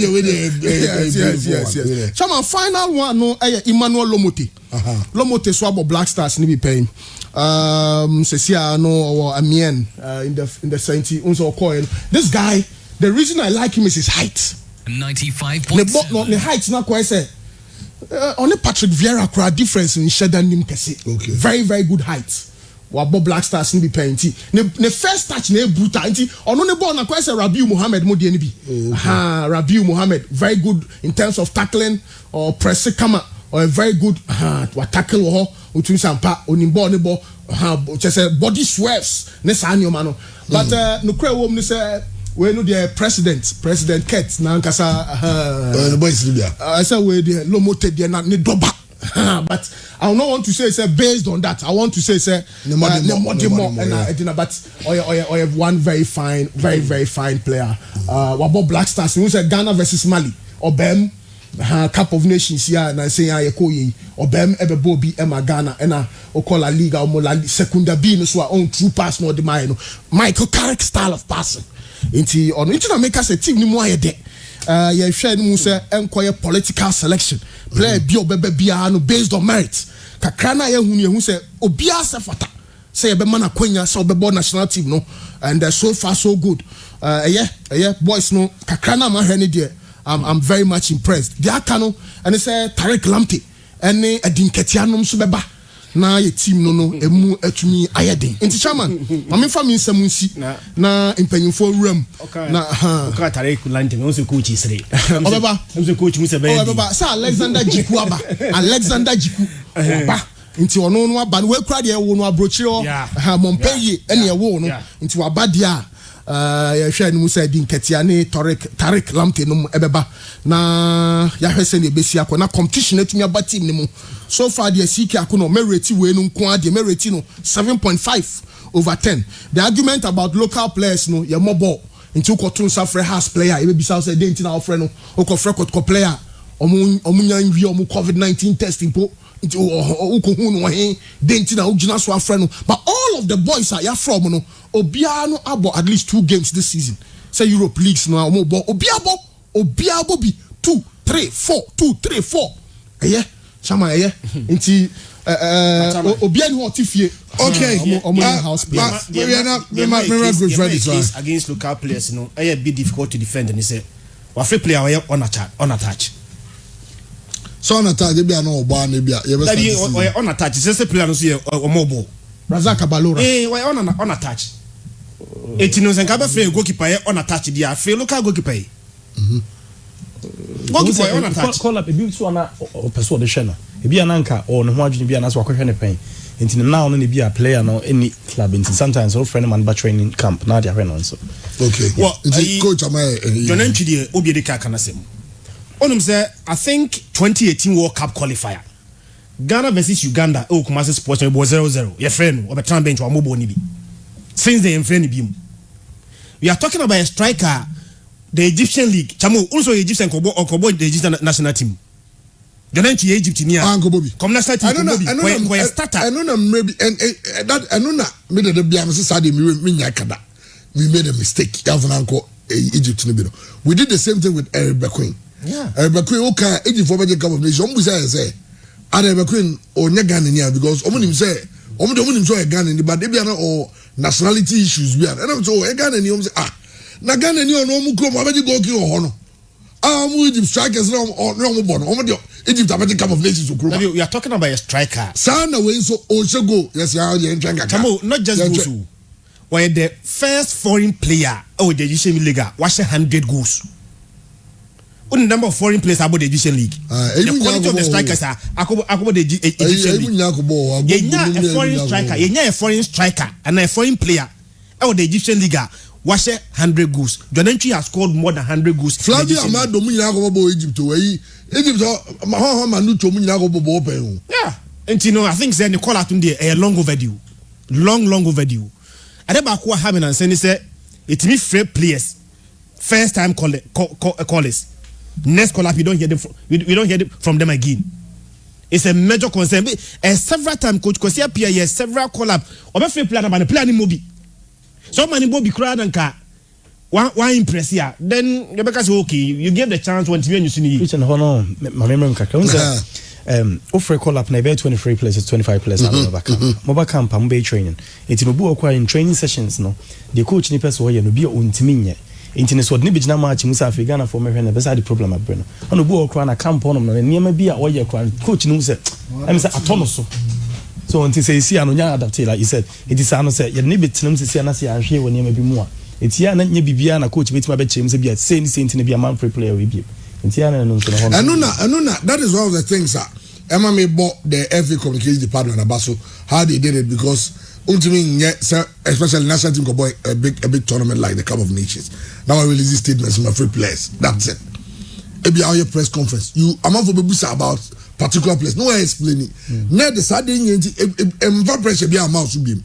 Maybe I'm afraid on entry for this and that reason. Maybe I'm more plans for him. Maybe after say. Since he get church anyone be blame say no. I'm about to say. But so one yen say no jai and a time accounts who just space to communicate with that gap to am for be filema. Go be be own kind. Oh, I know because some in some coach to me yet say be am go European Championship. Now guys Southgate I statement there to on website and one every place. Debbie. Press conference. Yeah. Watch it him. Yeah. No mun nyina tell say okay say ni say ebi go bi no nya adwe ba o ma explanation but Yakubu Mohammed so dey obi dey ka kana sem center back or very versatile center back or right back who will play the wetin ball as a center back or right backer he give you several options adeba ko mani agene say among for Kaina at Diana Stars 2016 about G6 Ghana see onaji the best player of that tournament G6 Kotoko Neji Kotoko G6 no onaji the best player of that tournament ain't no for a player or center back our boy G6 edge the best player our beside versatile with mama options or back for either 4-5 or right back there every coach would like to have a defender like him so I want you to now team utimi switch on the pitch no na ko center back and as a right back and so tinamawa I think say fair me no be by assessment in the call up on the what a place people who told me it brings so much excitement. For instance, Kudus Mohammed or Kwayasi the first game was the man of the match. You the talent of Ghana has amazing player. For a player making a switch from one league to another league, from relatively a smaller club to a bigger club. Now the first game Anton so. Now the first game or first game man of the match there. I just say he has so much potential. And I think the blasters there. We have to have players nearby in there. One thing I say we are trying to build a new team around certain players there. The old guys are being faded off. You fade them off. I'm saying I rely on what the resources instead of it's you fade you kakra. Now you infuse some of these new players. But they back me bomb pies. Say let's give these new players consistency kakra. But back penny money call. As you not get the best out of them. When they play better about one match pay. Now one so. But man, 2 or 3 games, you see, say first game, maybe a certain factor that meant to say first game. No, it's your free players in the man. You see this one game, pass you one game, you know, and give them 2 or 3 games later, and get a fair assessment of these boys. It brings so much excitement. Alan that is 26 years, height in the year, strike box defender, or be on say I kind of the French league in the year. Let's hope say. Players I see say as you say Freddie yam back for now either right back, left back or center backs in no we are fading them all. The old guys in now John Boy any players in no are being faded off and they are bringing new one. I think they will need mentorship, somebody who will be able to mentor them. Obi or see a can approach more Ghana League and Ghana African football, then 2 different things or more African football that yeah the neighbor but the terrain never be quite different. I believe say yema old guys in kakra so more mentorship kakra before say be fade off crane there. They should have certain form of mentorship from the old guys. Old guys mentorship. Someone to be like a John Boy mentor. No John Boy this season never bad. Even last season we didn't the team in promotion back to French League 1. John Boy won the best defender in the French League 2. Oh okay. So he has French League 2. Okay. By friendly too, not bad. And when you promotion back into the French league, okay. It has not been bad, sir. Okay. I'm not sure so bit my feed back for Nina off the new one. Somebody with my mentor and roll them back into the national team as you go along. But I think that this one bring excitement. Hey, Obi, you should not raise Bernard Mensah CVO Nagana for the Sakwadi Beshia on Van Chano Crow. I think he's a good player though. Hey, I can see Brenda Mustafa. And then God Freddie meaning plus so unimbi kakra. Mention him bebre now. Okay. Yes, mention him bebre now. But I believe some say call up when you very exciting. So the Obi kind on that. One thing I think some when they say Sika on this occasion, and I said as a Ghana manager no, national team manager no. What profile players need be brain now. It's with what you said, no say about press conference now you could understand exactly the opposite way. Pure FM player and the Afro player, which brings excitement as well. I don't know, I also can say or the kind of coach I'll pet the players, the teams on be cut ball. On be possess ball no more a home players and or their friend yeah China game no against Malin. But say obi me free on yamra kotoko but Coach Freddie ya na man for say Coach Freddie and I'm saying some Coach Freddie profile kakra. Okay, so coach also my profile kakra so I say Coach Freddie peak perform coaching say I know say peak perform limited say okay, peak perform near the entire choose side, and as I'm choosing side in say a Jumana may and assets no. Okay. Say player be in here will be picking a performance normal banner boom. Oh, okay. Yeah. The players are Coach Freddie, I go job on the doors. Now over live on Facebook and Abigail production. Coach Freddie has all friends on Facebook for but where Coach Freddie ne Eddie Ketia. Go ahead live on Facebook. Now that time no Arsenal youth team and yeah. Yeah. Oh, okay. No, under 18s, no. No, under 18s. Yeah. And then now you're the Yeah. Oh, it's now really progression. How does it make you feel? And sometimes okay TV is not what is a more players no asem so I overwhelming yeah na when you so also you're part of almost success stories. Yes. Okay. And you get your mama. They say send the OCP England for this son there. Or where's your one? Jody Osei no say Arsenal player. Jody Osei to. Yeah. The form ni yo. Yeah. Or right back or is it Cardiff on loan? Oh, okay. Cardiff. Okay. And Obi coach Freddie players to be. Yeah. And we so Mikel Antonio. Mikel Antonio. Okay, on me. Yeah. It's almost I don't know yet 1-on-1. Yes. My training is now 1-on-1 sessions. To me, your group sessions and so, but most trainings in now 1-on-1 sessions. Oh, okay. Yeah. Okay. Well, it's having what you say. Pick perform. Blackburn top player, Lewis Travis. Okay. Good player. Oh, okay. Yeah. Obi, good friend, you easy. Yeah. Also, me when I'm the Buffy. Also, the Buffy no be sumo adako jachi. Hey, peak performance there was any no peak performance no. I said Ghana big salaries. Peak perform. Oh, but players need to do what dance and who making kind testimonials are players in the mount so I na manager who be say Mikel Antonio. Na ya o tro kakra ewo me Obi no so kan ho na Abigail Mikel Antonio can be far could Freddie and peak perform I say big performance really helped evolve my game to different levels since 2014 from championship to Premier League.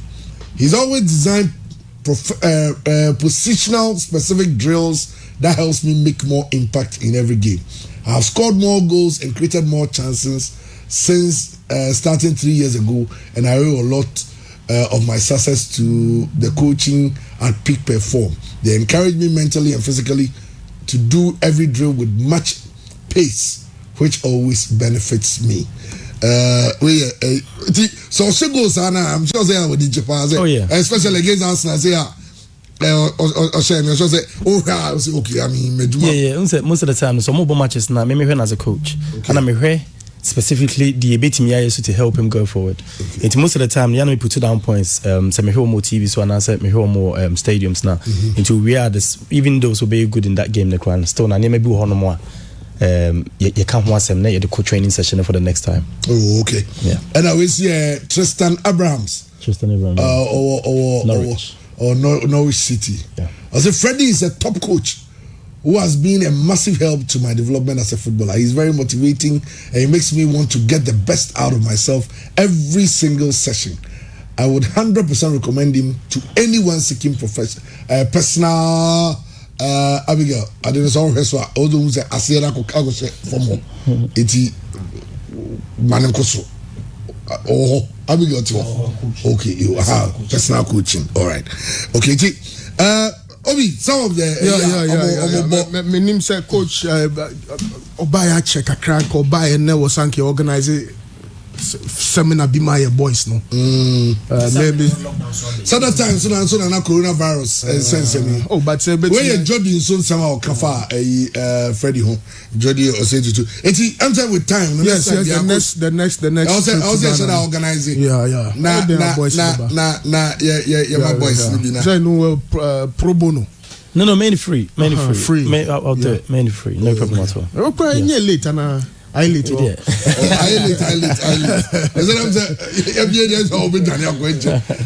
But so the man thinks more about very good, and we are just hoping that Dako over Buffy. Then you can't see it.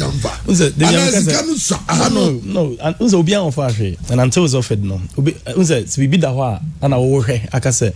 It is a bibia maya. Now, bro, you come off na Ghana because me was it team be youth teams in here be so more power. Not more restricted. Me say me other players in the Bayejuma and with me profile about 120 players. Yana bed in say so be Arsenal coach now and there's players now kind of more United. You know the West Hams, the Arsenals and Sunday. Now into me no money Juma be.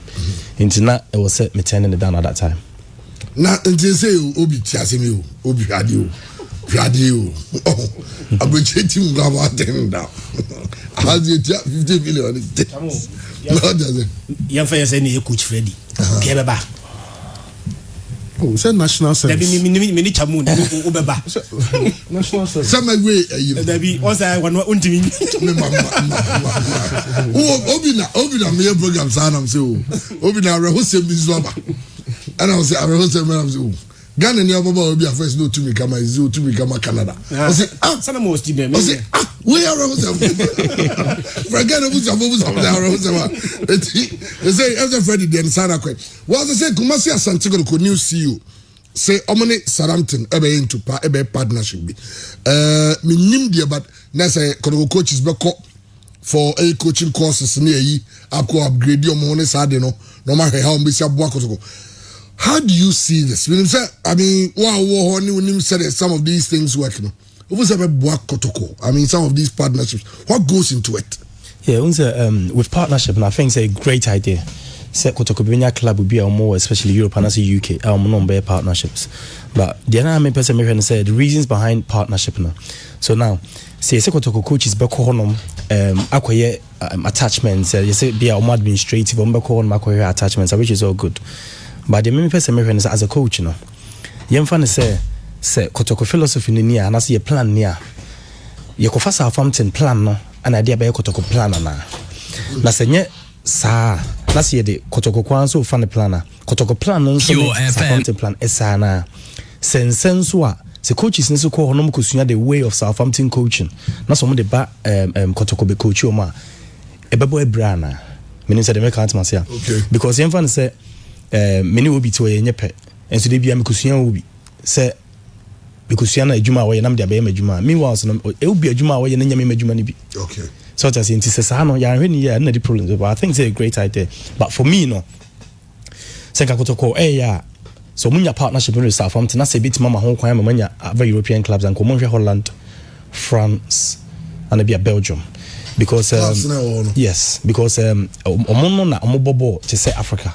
Omono na bobo to say Ghana for say the kusikuta boni adena. But with Southampton DNA no any omo philosophy na a bit different. And as I said you must bring up home players no minim how Kotoko person made but a bit different to how I me hu so ombo ne how Ghana for no and so boy ball. Oh okay. Yeah. Well, and but some partnership apart from the coaching and you know when you say your other benefit you could be and also from those things. Yeah, 100%. Also with UK laws no, you intimate ton me when as a coach, you intimate ton play and free Kotoko straight to Southampton. I saw more European country be and that's 75% of national team games. Yeah. So now, see no more partnership and don't be restricted Kotoko so muntimine team fufu bi anko partnership bi na Southampton be first point of call for Kotoko player bi na if that's the case Southampton so minim so more team bi Europe o me feeder club to Southampton it wasn't Kotoko hwe ni na but I think it's a great idea so Kotoko bi timine a club like Southampton I call partnership. Yeah. Well Freddie our idea obi me san fa nem fa fie kakra sometimes in fact okwa no na che but oye de chamso yes ni abrante obasa na hwe pitches kan na nka brante no bobo so now be who state o ma Areho unse the chamso dey cry say almost start at the AstroTurfs ni bi but which is great nipa na ni age but one thing that ya na menti ase ne say the chamso pitch na so mo be no mo ye wi am say boys no me training was and Nklani been especially youth and Nklani me training same says umutua and some massa use na etwetwe so kakra because sebi o mo pitch o mo training was from all these years you na ball no so but say no musa be pitch ni wi mo ye amana aboaye no na agise Nklani sa kutua ska menim say and commit ma mo always be afraid for always be within that week na nko mo choose how o bet me free okay and be free ama and crown no more training also that yes, and sana sibia umbe using more than for 4 hours now mo be to there kenya bad at all. Okay. Yeah. And I know say obi sadly way onja raise concerns kakra because pitch be okro be eventually there is a team you are and incredible home you training also that but you develop players so okay to for the outcome of the field no enti also a jiska the coach Freddie can say let's say yenya say okay time when I'm training say your mom 4 hours and you free muska but ebi obi beje the program bi obi beje be bosso boy bi a corporate institutions be home games and you be charges can. But so can the community for this can be there be unacceptable. And the oh just some cry. Now then I see park. Why do you have the parks in the community? Then I then young fan call Etiwa Forest. Now uncle your park why I exercise name your mark a and recreation entertainment penyin bi begina no ahwe nkwala ni train na ni age na ni pressure ni akofie ekọ no akofie no akoda so obeka che akola ni so o metua cancer no say I don't know say public private partnership I was say the genesis of the financing so obi na di ni sika ahyem and I say me ye park na smart maker and say me jemu am buying their fine but even that what was the sort of collaboration between the investor and leaders of the community. Yeah. In the community, be as far as football you're concerned, team no obey me community angle the film. So I was me careful. For how long can you do that? Even for how long can you protect the property in terms of security? Because I said neighborhood now one was a wow they pay one cause our selfish and our personal gains be so if that's the situation I cause what the champs so they are there was some penny for sorry and yet the champs on kwao ya be say ade bia abakruma wow yes sir all preachers you be doing come about another community preacher I say me videos no near yinam de ama Abigail Nanka Abigail show quite a me when you be sending biana but a social media for no marry community preachers are maintain bubbles oh why is you be sit down it's okay yen same park no rather no you be close to park no say first number 11 and be sad and church to me number 66 someone 6 aside if yes a friend is saying Ashtown yeah Ashtown, one of the communities, are producing a lot of players. Pitch now, they have a store, and they have pitch. It is 7-7 normal ball. 7 no. That's it. Meaning how you are going to develop players at that level. In Omombe training, the same thing. Credit yard on some just some yeno. Sa. Oh yeah, the only dada emergency or community is saying as to theft. Cast to theft and your money. You will see drug grass in your jung and your money. But ya no sit down in Oma pitch smaller. Then you are yes because Saturday we can Ghana and you linky say sports no boy human development. You won't say sports no go bit me bo no go anybody to no baby you come obi anya bia and I want anybody to aye bia. That is the level of echo and even on the other side in the crowd say exercises so and the fact say crowd out there now or more exercise or more true me come around this animal and so boa community in the power because say you say across one exercises managing class in be linked up it is a kobanisa na say the bia be park you enough you be kwa be 7 sides and kwa meaning say if say Ghana Football Association so bit get involved almost bit me aboa say the bia say be report say pitch bia you used to say anything na could run come so bit me di animu na nkoma kwa aban ha ma be kisho say sa nema ni nsia nkenya bad kwa yeah okay me the video bia ma abi enyan mo ha ye ne mu ni nkomo obanyi na bibia aboko de edi obia di ni mo say if I'm Philemon Opoku Philemon okay and ba jonzo Capital okay mo free agrek wamasi very good mo how na say obanyi we de asada ma umpeni for no etiefo em say agrek wamasi o pitch bi da ona em say kwan contract no fa so pitch na enya ho for him say pitch him say oh yeah was a futum asase no na o level sansa na the black soil guso we dey hu yan say o dey agina guso sa mo be tintim so ni nnua na o park no so nyina o dey guso a wo dua glass no enso to e meka say black soil no kra kakra bi na o dey guso em say feeling why no o mo dey glass na guso enso eni nye ho ba ku sei kra ya ha no ntina ma e dia ba ha well okay Philemon you be right Facebook live there anybody to say be obi appreciate yankasa na anybody be there ya adwin say you say about community football. And also your pitches are very good. You have good pitches at the community level.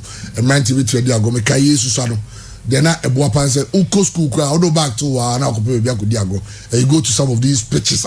You did your grow so and it is a pitches so we are no one no got the injuries and so at the back. Man raise concern at the amount for Biana. Yeah, BKB yeah raise concern said here. Ubusano. Mekai last Saturday. PC a parliamentary candidate ye know kwada so constituency no ye ni hia na obushaye ye consensus ema ye resist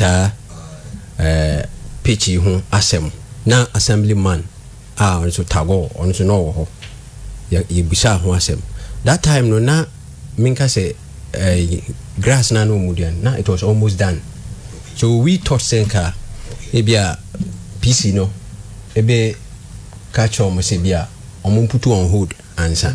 Na mompe experts, more momra meshe, quite more fast way pitching. Because PC Mayan in say pitch now moyen a out of $1 million per constituency no. Emuna omode a pitch no. Okay. And even I have in Ipa Pure FM our the contract in the number. Vincent a on no a candidates. Okay. On so a pray for a member of parliament. Eti mu beti ma friend ebusano me ye the number be ma no me friend no ebusano say send the city because aba ho be emprenu ana say prensa man for raise alarm about the pitch. In fact say mo kona mo kohese the pitch na ehia ye na enso toy wo hwe video na me ma video ni enso toy the pitch na you pitch no one foot must as an angle, no answer what the glass in the tutu of us. Oh, the top soil, so in soon it in a draining in this year. What else? Many shows of pitch no, I'm so obey a phone or baby, but moon. I'm not saying, maybe you see, soon at that time, Musano, but do I buy a do toy? I didn't know the black soil, black soil in your car. Black soil, what Jessica? Yeah, oh, yeah, pitch. That me kwa ofedi wode mpampuro na abegu obajeje and mpampuro o video na me mpampuro wa paegu a wode beje page no adenti me raise alarm say be gidi say enye pitch we nko ne hwe ba cinema hwe na make bi it say yan compare other pitches yan for ba bi to so opokuare how I see here picture e wo ho no na hwe de ye wa ha ya na say we dey substandard cra Freddie, on over with Jabba. Do you know we give them business and say, "Oh, my pitches new year," and as I say, "I the contracts now." Yeah, na you need nipa say, "We are also ba examiner because say you will be on over besha." And he said, "You could do baby, I could do, but we did a hard drink a crack." Always with Jabba here. By no bedu.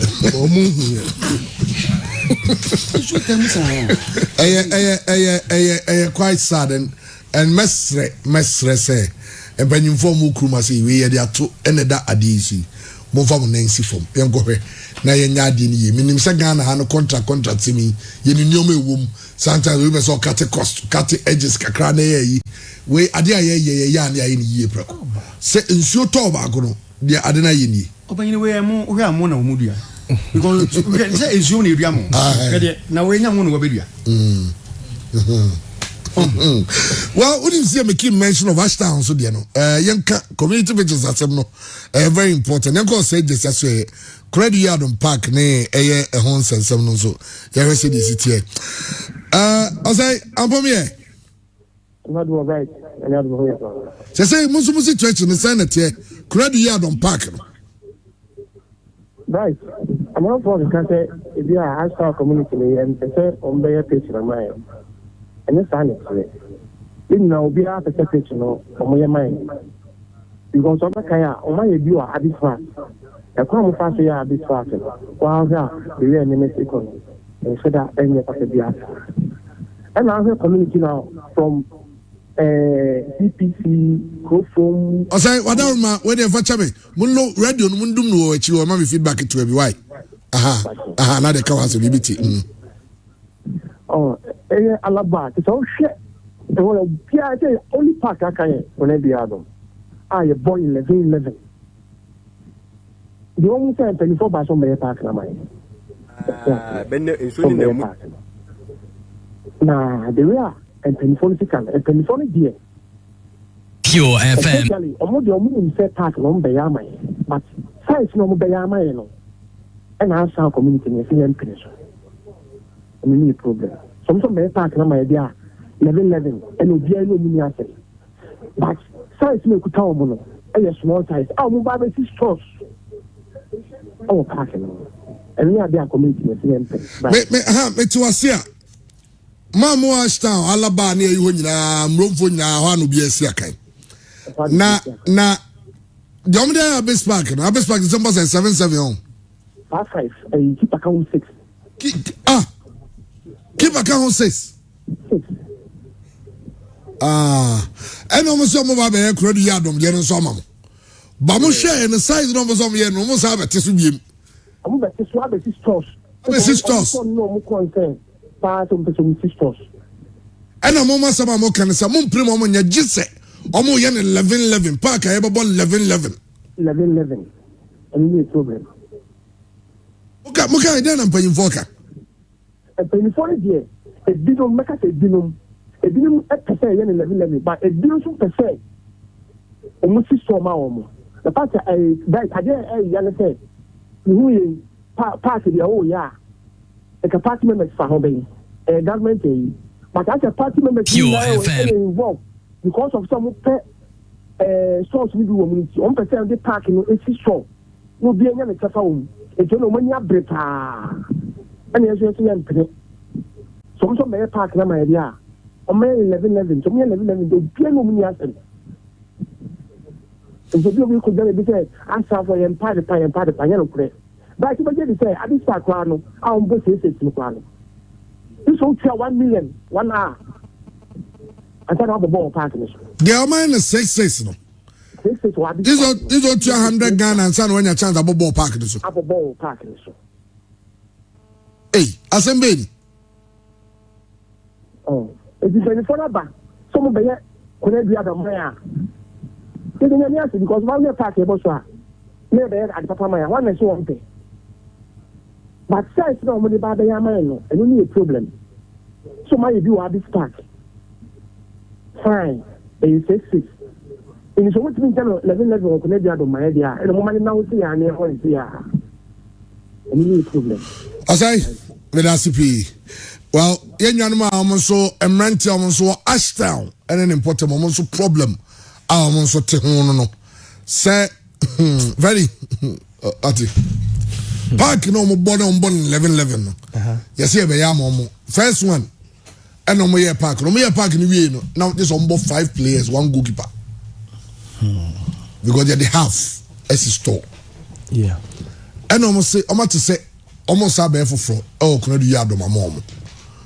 And I'm renting almost started on much store. Every 2 on the profile, no some more. Someone yen 11. Oh, mom, see.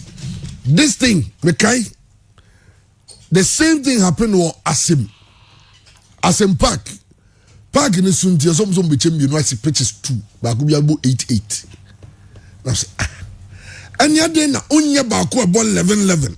Now, only about 5 aside. And now the 5 aside, already how they crank it and get a crown the call. 11 no. Yes, full size pitch no. Put me say chim say about 7 cross 7. Yeah. So what I say? Yeah. Enti ade na onye 11 back na onye 7 back momo and onye 7 mienu nka ho.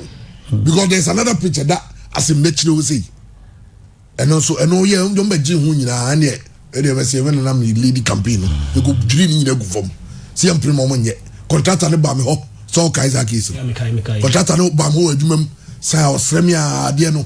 O se me no magye aginam tikaminyaka nanka omungo nantie no nese nka omuni omunkanyi and I'm saying you over my dead body nsi yeah ntimi akos me kada time ko jebo nsuna na kemi boss no contractor no ogoji nzika o no nzika man o eno monko anim pitches o kroman it looks like nipa emfa the me yan say I don't know why people think say stores are better than pitches. TRC Tafo for some park on Bobo, you may see DC office. DC office, store no this one, on come here, some treme. United Nations, a department, on friend.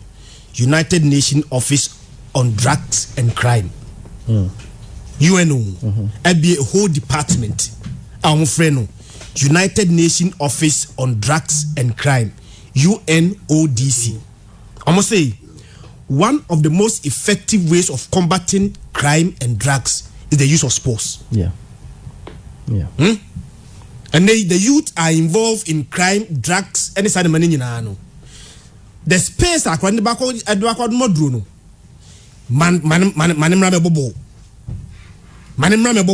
So between the age of 13 and 18 years, so free time and can wander around. Peer pressure build your student into these social vices, It occupies them meaningfully.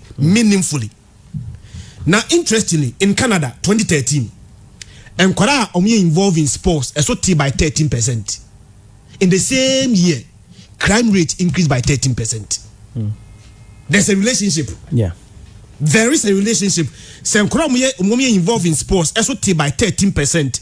Now crime rate increased by 13%. It tells you something. Into the unfanya stores. We do drugs. Babu boom store no. Oma musumu ya pitch mo mama du yakọ kugu park so say ya pitch. O de yanko any Dr. Goviasa for J en kasa doc ewo ahomane so na hello doc. Hello Govin. Doc, we need to follow discussions outdoor. Say it looks like they are because of your association football. And here in penny for you many ama youth no krumano. Pitches no more sign DC stores. The almost some bay and so I mean so video never to ade no so. Say agree. Video no better man me video na e to makoma. Video need to akoma home. And like I take day of camera thing no. Video no makoma kwa ya. Why na yen ni bibia right to come ade. So we have picture. I was at least I was involved in a main the Mind Sports Stadium. Yeah. And yeah, training pitches. We also be one of the members was so Boko I could take an example. Okay, you Boko I Prempe, a West School, and I used to actually then I really develop you right from the scratch. Because it's kind of involved, every Bavarian Stadium level, even because Bavarian Stadium level, the image was like world class. They actually did gadgets, huge gadgets under the pitch, and yeah, so many levels. But how we couldn't do that. But yes, so we insisted say pitch and shoot out and so the pitch. Into those training pitches, what they conducted is very intelligently. We saw a huge PVC pipes with covering. The Boko pitch always and so Tazu. And so Tazu. What's going on Tazu? How do you see Tazu? But Canadian like create it fucking was all around and shoot the dream because you can't have the pitch in those modern day. How be a pitch and shoot on is better so. Then now when you see pitches back, we should be doing of the gun. Are you going forward or going backwards? We need institutional memory. Contract with some year those pitches now could be only near that so. Technology you see it. And that's all. I was there. I served with my mate Daniel I draw everything from the bottom level now to the top, so like the diagrams and also. So I don't know why this country, it's a good idea. To both community pitches, a good idea. It's another because one of the things the UK was both so many 4G pitches for UK all over. So you really who want to do community pitches are. I understand it's a good idea. But you can and this idea, there's a coach make it on this idea of community pitches, 5-a-side pitch or 7-a-side pitch. You can't do that. The full side pitch, if you want to play 5-a-side, you can even carve it out of the full side pitch. So when you create a pitch, which might be 11-a-side, that's why you can do 7-a-side or 8-a-side. But if it's sometimes the teams will turn into half of the pitch to go push there and play, depending on what the coach wants. So I don't know why you're not implementation execution. So they are in the photo. Look at the video on the chain. How can this be a pitch? How can this be a big body big and movie contract on the community pitch? This is we call this a pitch. I don't understand what's wrong with this country. Who said you learn and prove upon what you did. This as far as 207 year yeah, a picture, yeah, this in there, that's all my age. Why don't you do something better than that? Because maybe you put a picture, rather than we are going backwards. It is something worse than the 207. It's so heartbreaking because that's when the trainer maybe are not do it. Only a contractor corner. We other interview in the studio, the women and definitely.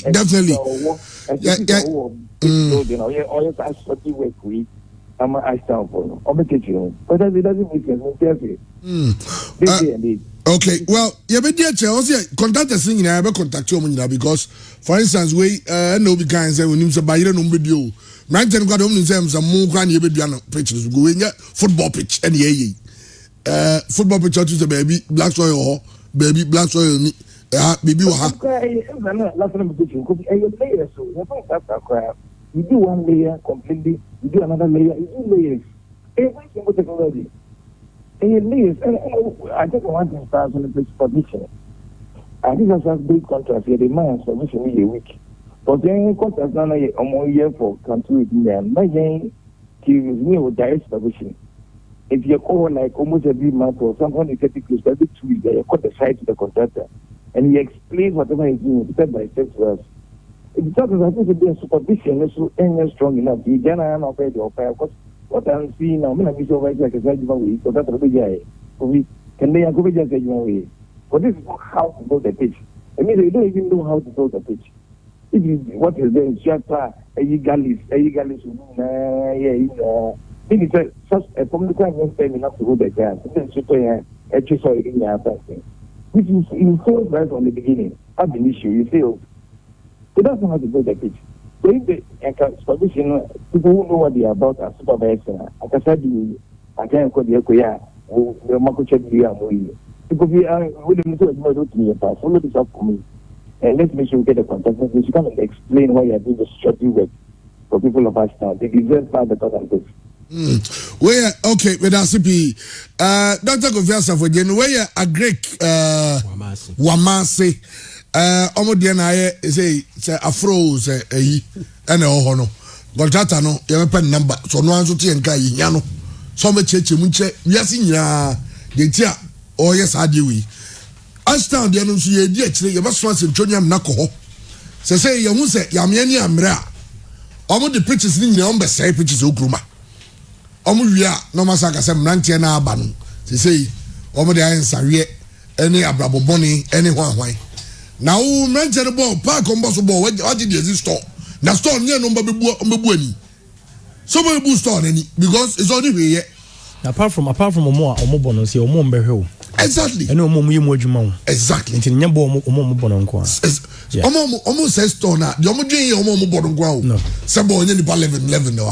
You will Soriano Park. Oh, if you know, so no good park, no him 19. No, it's so moody, grown sardine. And people are not thinking about this. Ghana, a problem, no. We have few thinkers and you have plenty talkatives. Nipa, you see, DC dying. Tafo Park is almost office. I'm a DC. Oh, park, and the park you see. Park, and me say the Ajomo, that could use to rise up. Oh, yeah. That could rent and best for you. You come and pay for. I want to know when I'm that a real I'm the one in 3 more day pa. Got that na wo young mama say pitch you in there. I'm saying 3 more day too much.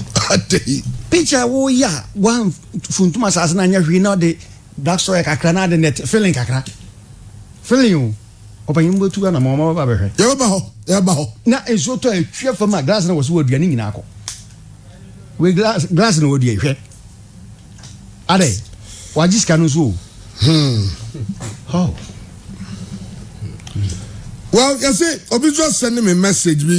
And also, I'm for friend. Me dem asi pi. Then I'm catch to Azano.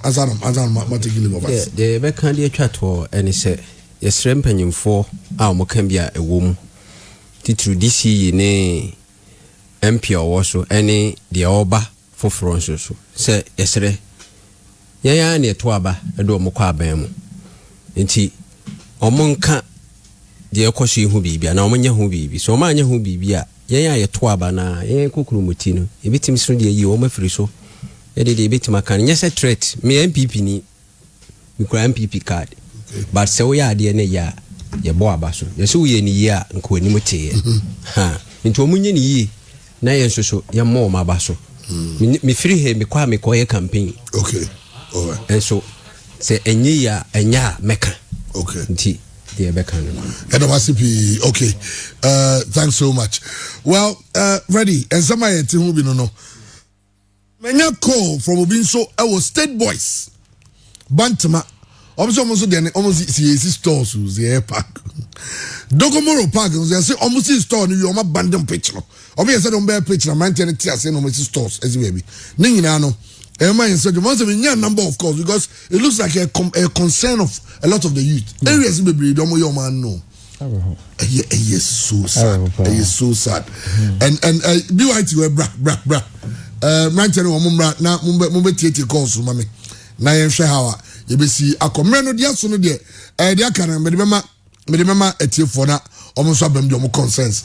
And so aba number is 0240 929256 0240-929283. 82 numbers no ofrebia obetiaba so 0240-929256 0240-929283 na also ode wonsem and so about okay BYT anyway kasana yenwe said the NCBC ako. Hello Chamo. Yes sir.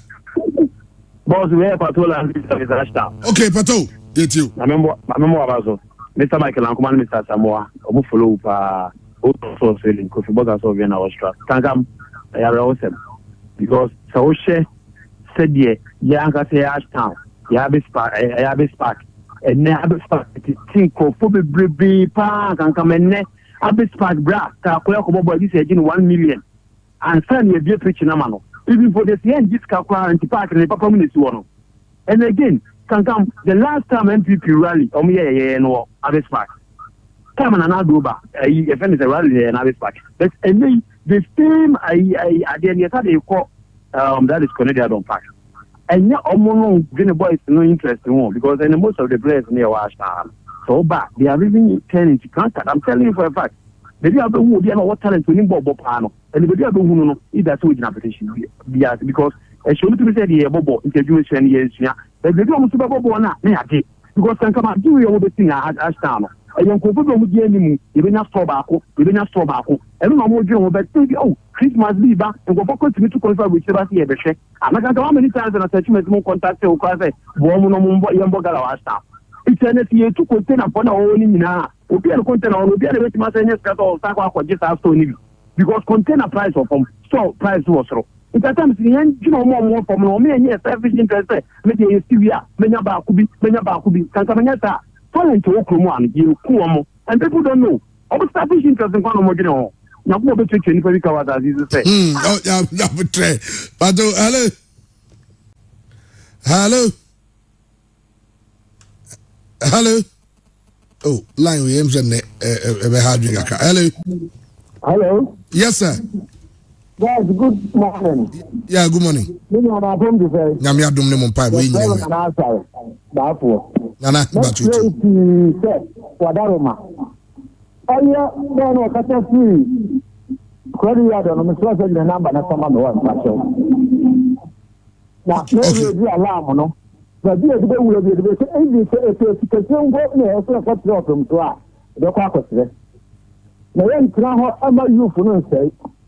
the year I tell a catcher so much as the outside woman president, my acron for the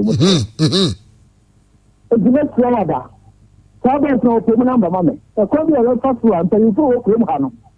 Now to focus on who are you for? It's winning the opportunity now. The other FM. I want to do a travel for 150 players now. Now I was reading about training and you know 150 women. And then in next, we know Modikia. Up to now, you're Moya. And I've been starting them because you're not Raho. So, Patrick Marcus is so being some. And I'm ready to craft to say Patrick. I've already asked you who was it. And graduate to Mrs. Sabo to go Patrick. This time to Mr. Freddie. Now, and then you say for it to an friend, grab over what was very poor to Patrick. And to go to Madaruma, or turn our friend, or you know, I can't say. Freddie had on the number for me. Mate, so. Yeah, I'm proud to keep the number you're going to answer that for. Okay. You could have coffee to keep young to do that. Near the choke up with two of them to us.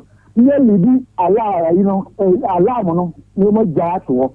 No one can move on you from talent. Mother talent, and all I saw, I can say, become true.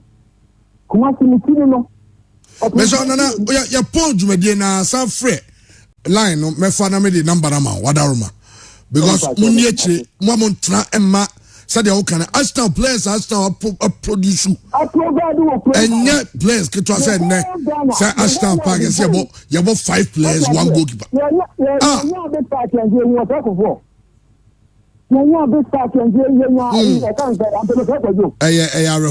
me dasi pi thanks so much. Hello, good morning. Can come body. Yes, sir. Good morning. Good morning. Me fajo na coach can be bisa omo year contract na na omo engineers o marasana. They mo kaka kan say me construction boy ya je ko apply contract hoje. Right. Engineers ne basaita. Omo me yashi omo ba omo beko foreman o omo to foreman na omo ajo omo kaka it is special now so omo ye no monye na magic crash omo no omo ko ade on ba be ye o site ni se on be na mbo so ma trotro bibia ke se ku pa se report on be pa o site ni se bibi ko yi o se ngo yi live omo ye se be a blog laying from Baba Chakidi, be a blog in quality, be a ya no ma register. No more. Engineers no more yen from Baba outside no more blind. Thank you so much. Hello.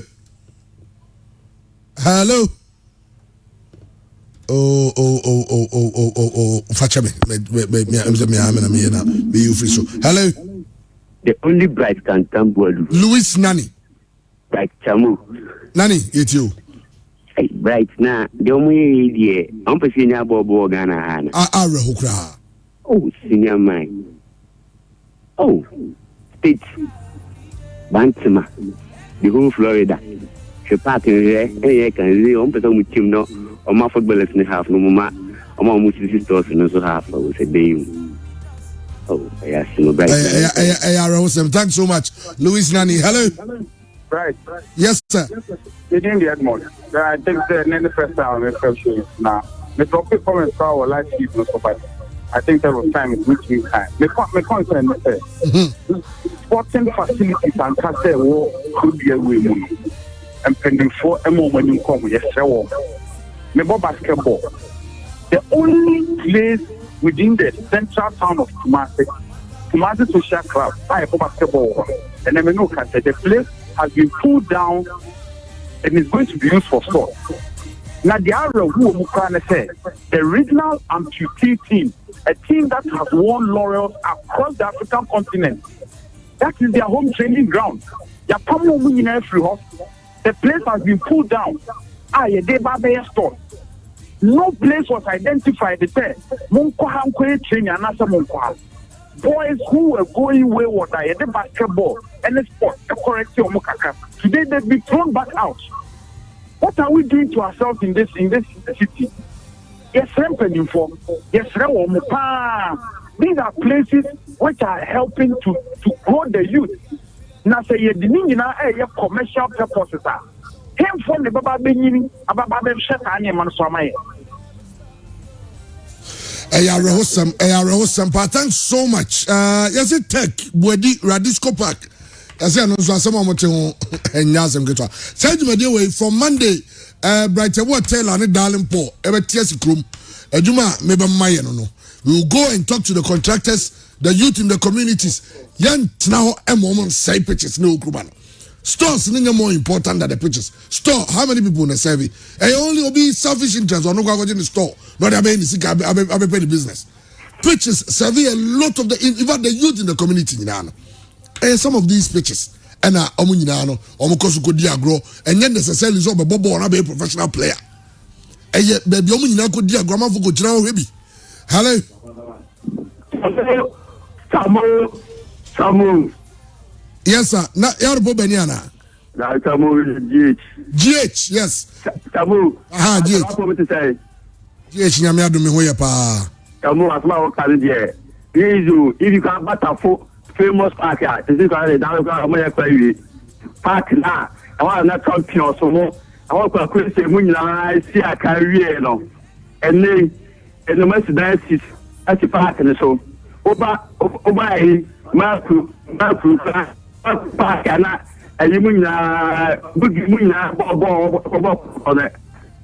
on e ka kwa tum tabu minimum de ta pro mi say o mo ta se park ni nyina si dai e dey stores so temple for to Korea and America sa na mo say na o kwa ba ta the same tabu Papa na fi from park ta ma dia e ba ka ye bobo ya demo yaga kwande we dan se pa GH ye di akire all the community bia o dey more concern bia about mo pitches bia abode me asonte ya be ba ho ye be di akire hello yeah Mr. Kankam good afternoon sir Mpacho before there na me adom ne mo mpai boy ho ye pa yeah Mpacho e friend Steven Mr. Freddie Germany Steven me nya Mpacho etiu yeah Mpacho mo radio no aya na education sa nti e wa no ma etimi na Facebook no so e wa no ntimi hwe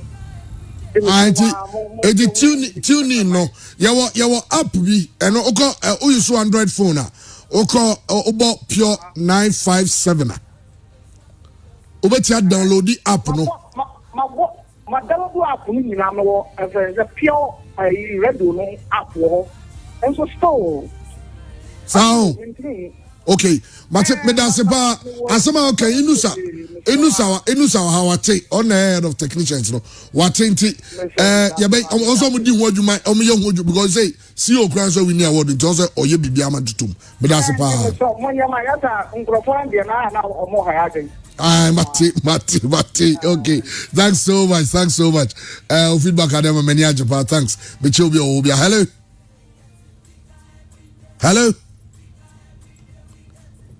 Hello. Oh, musi mfamu nyina so. Ya di mu gyina so a na mabotre no konzu. Hello. Yes sir. Good morning. Good morning sir. Onya Solomon, achazi wa samre Solomon yetiu. Na na pem pon wata se wa twema wo bega no. Ano pe ma memo woni abagafo nyina aba so. Na abafa mo afoma piemu a omo tiemu ti mede ni plantement ya adwumafo mo nyina ana me ama konte bene danso a ode he papa te bene bega so. Meta kan sam yemo ye retiki akono yemo na baso. O ti ate se Ghana player no we Egypt. Ada ye ko akon no only di go king ho.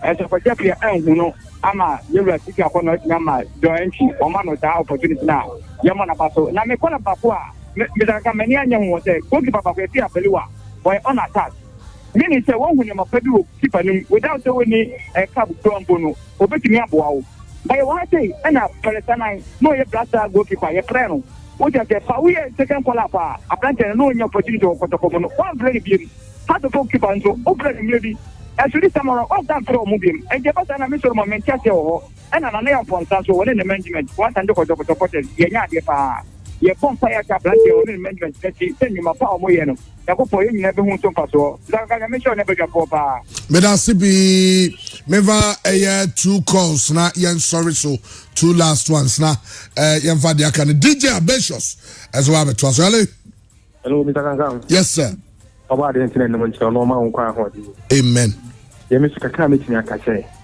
mpanyufo no mu die ni omo be pa to me die no aya na omo ka park ne ho asem asa de me just down do be hwe park ne dia ya omo sai no kwa akwan e dam no na ye sire mpanyufo ye mabulu omo peg mo nye na stores buy and sell Ghana future buy and sell any future and then grant me share juma and ko say carpenter fu nya nkura biom Messi fu nya biom who crazy jobs no munya store no na stores ne doors to may that be point well made. Oh sorry if that last one yeah sorry Jumadi We are on YouTube. No about the only BKB. Any one word. The only BKB. THE no space only. ONLY no space no about BKB. Wait till we have a show no. So hello. BKB. Yes sir. BKB. Yes sir. We are Wawa Kola. Dem Baba. Hey, Dem Baba. Oh, Dem Baba line the Dem Baba. Hey, sister, yeah, Dem Baba. Fancy ta okay. All right, Yamrena so. Okay. Yamrena so. Let's say for a Damasi P. Damasi the kind of support. Oh, and so. But said the Akano. The apostles, the ambassadors for all the youth. In fact, all the community preachers almost said to come out. From Monday, you say your mom and say no. Your mom and say no. If we have to talk to the mayor of Kumasi, you're in Bekasa. Say also a court near Copim, so Kora.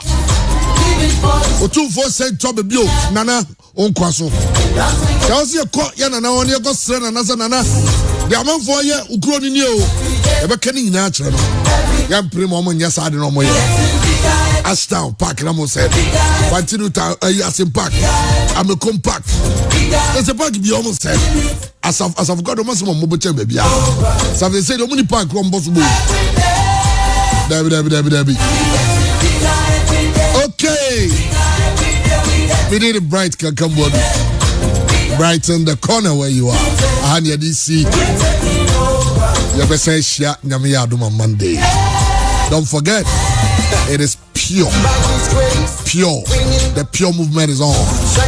Abigail Adubuahe on Monday between 3 and 4. Don't miss it. Monday and upon me Trasia. No bomb chidom. Now we are no Abigail a trade. No, not so the whole Ediaba. I had the DJ best shots and a young pan and bread. Yakramo, you ever say sha. I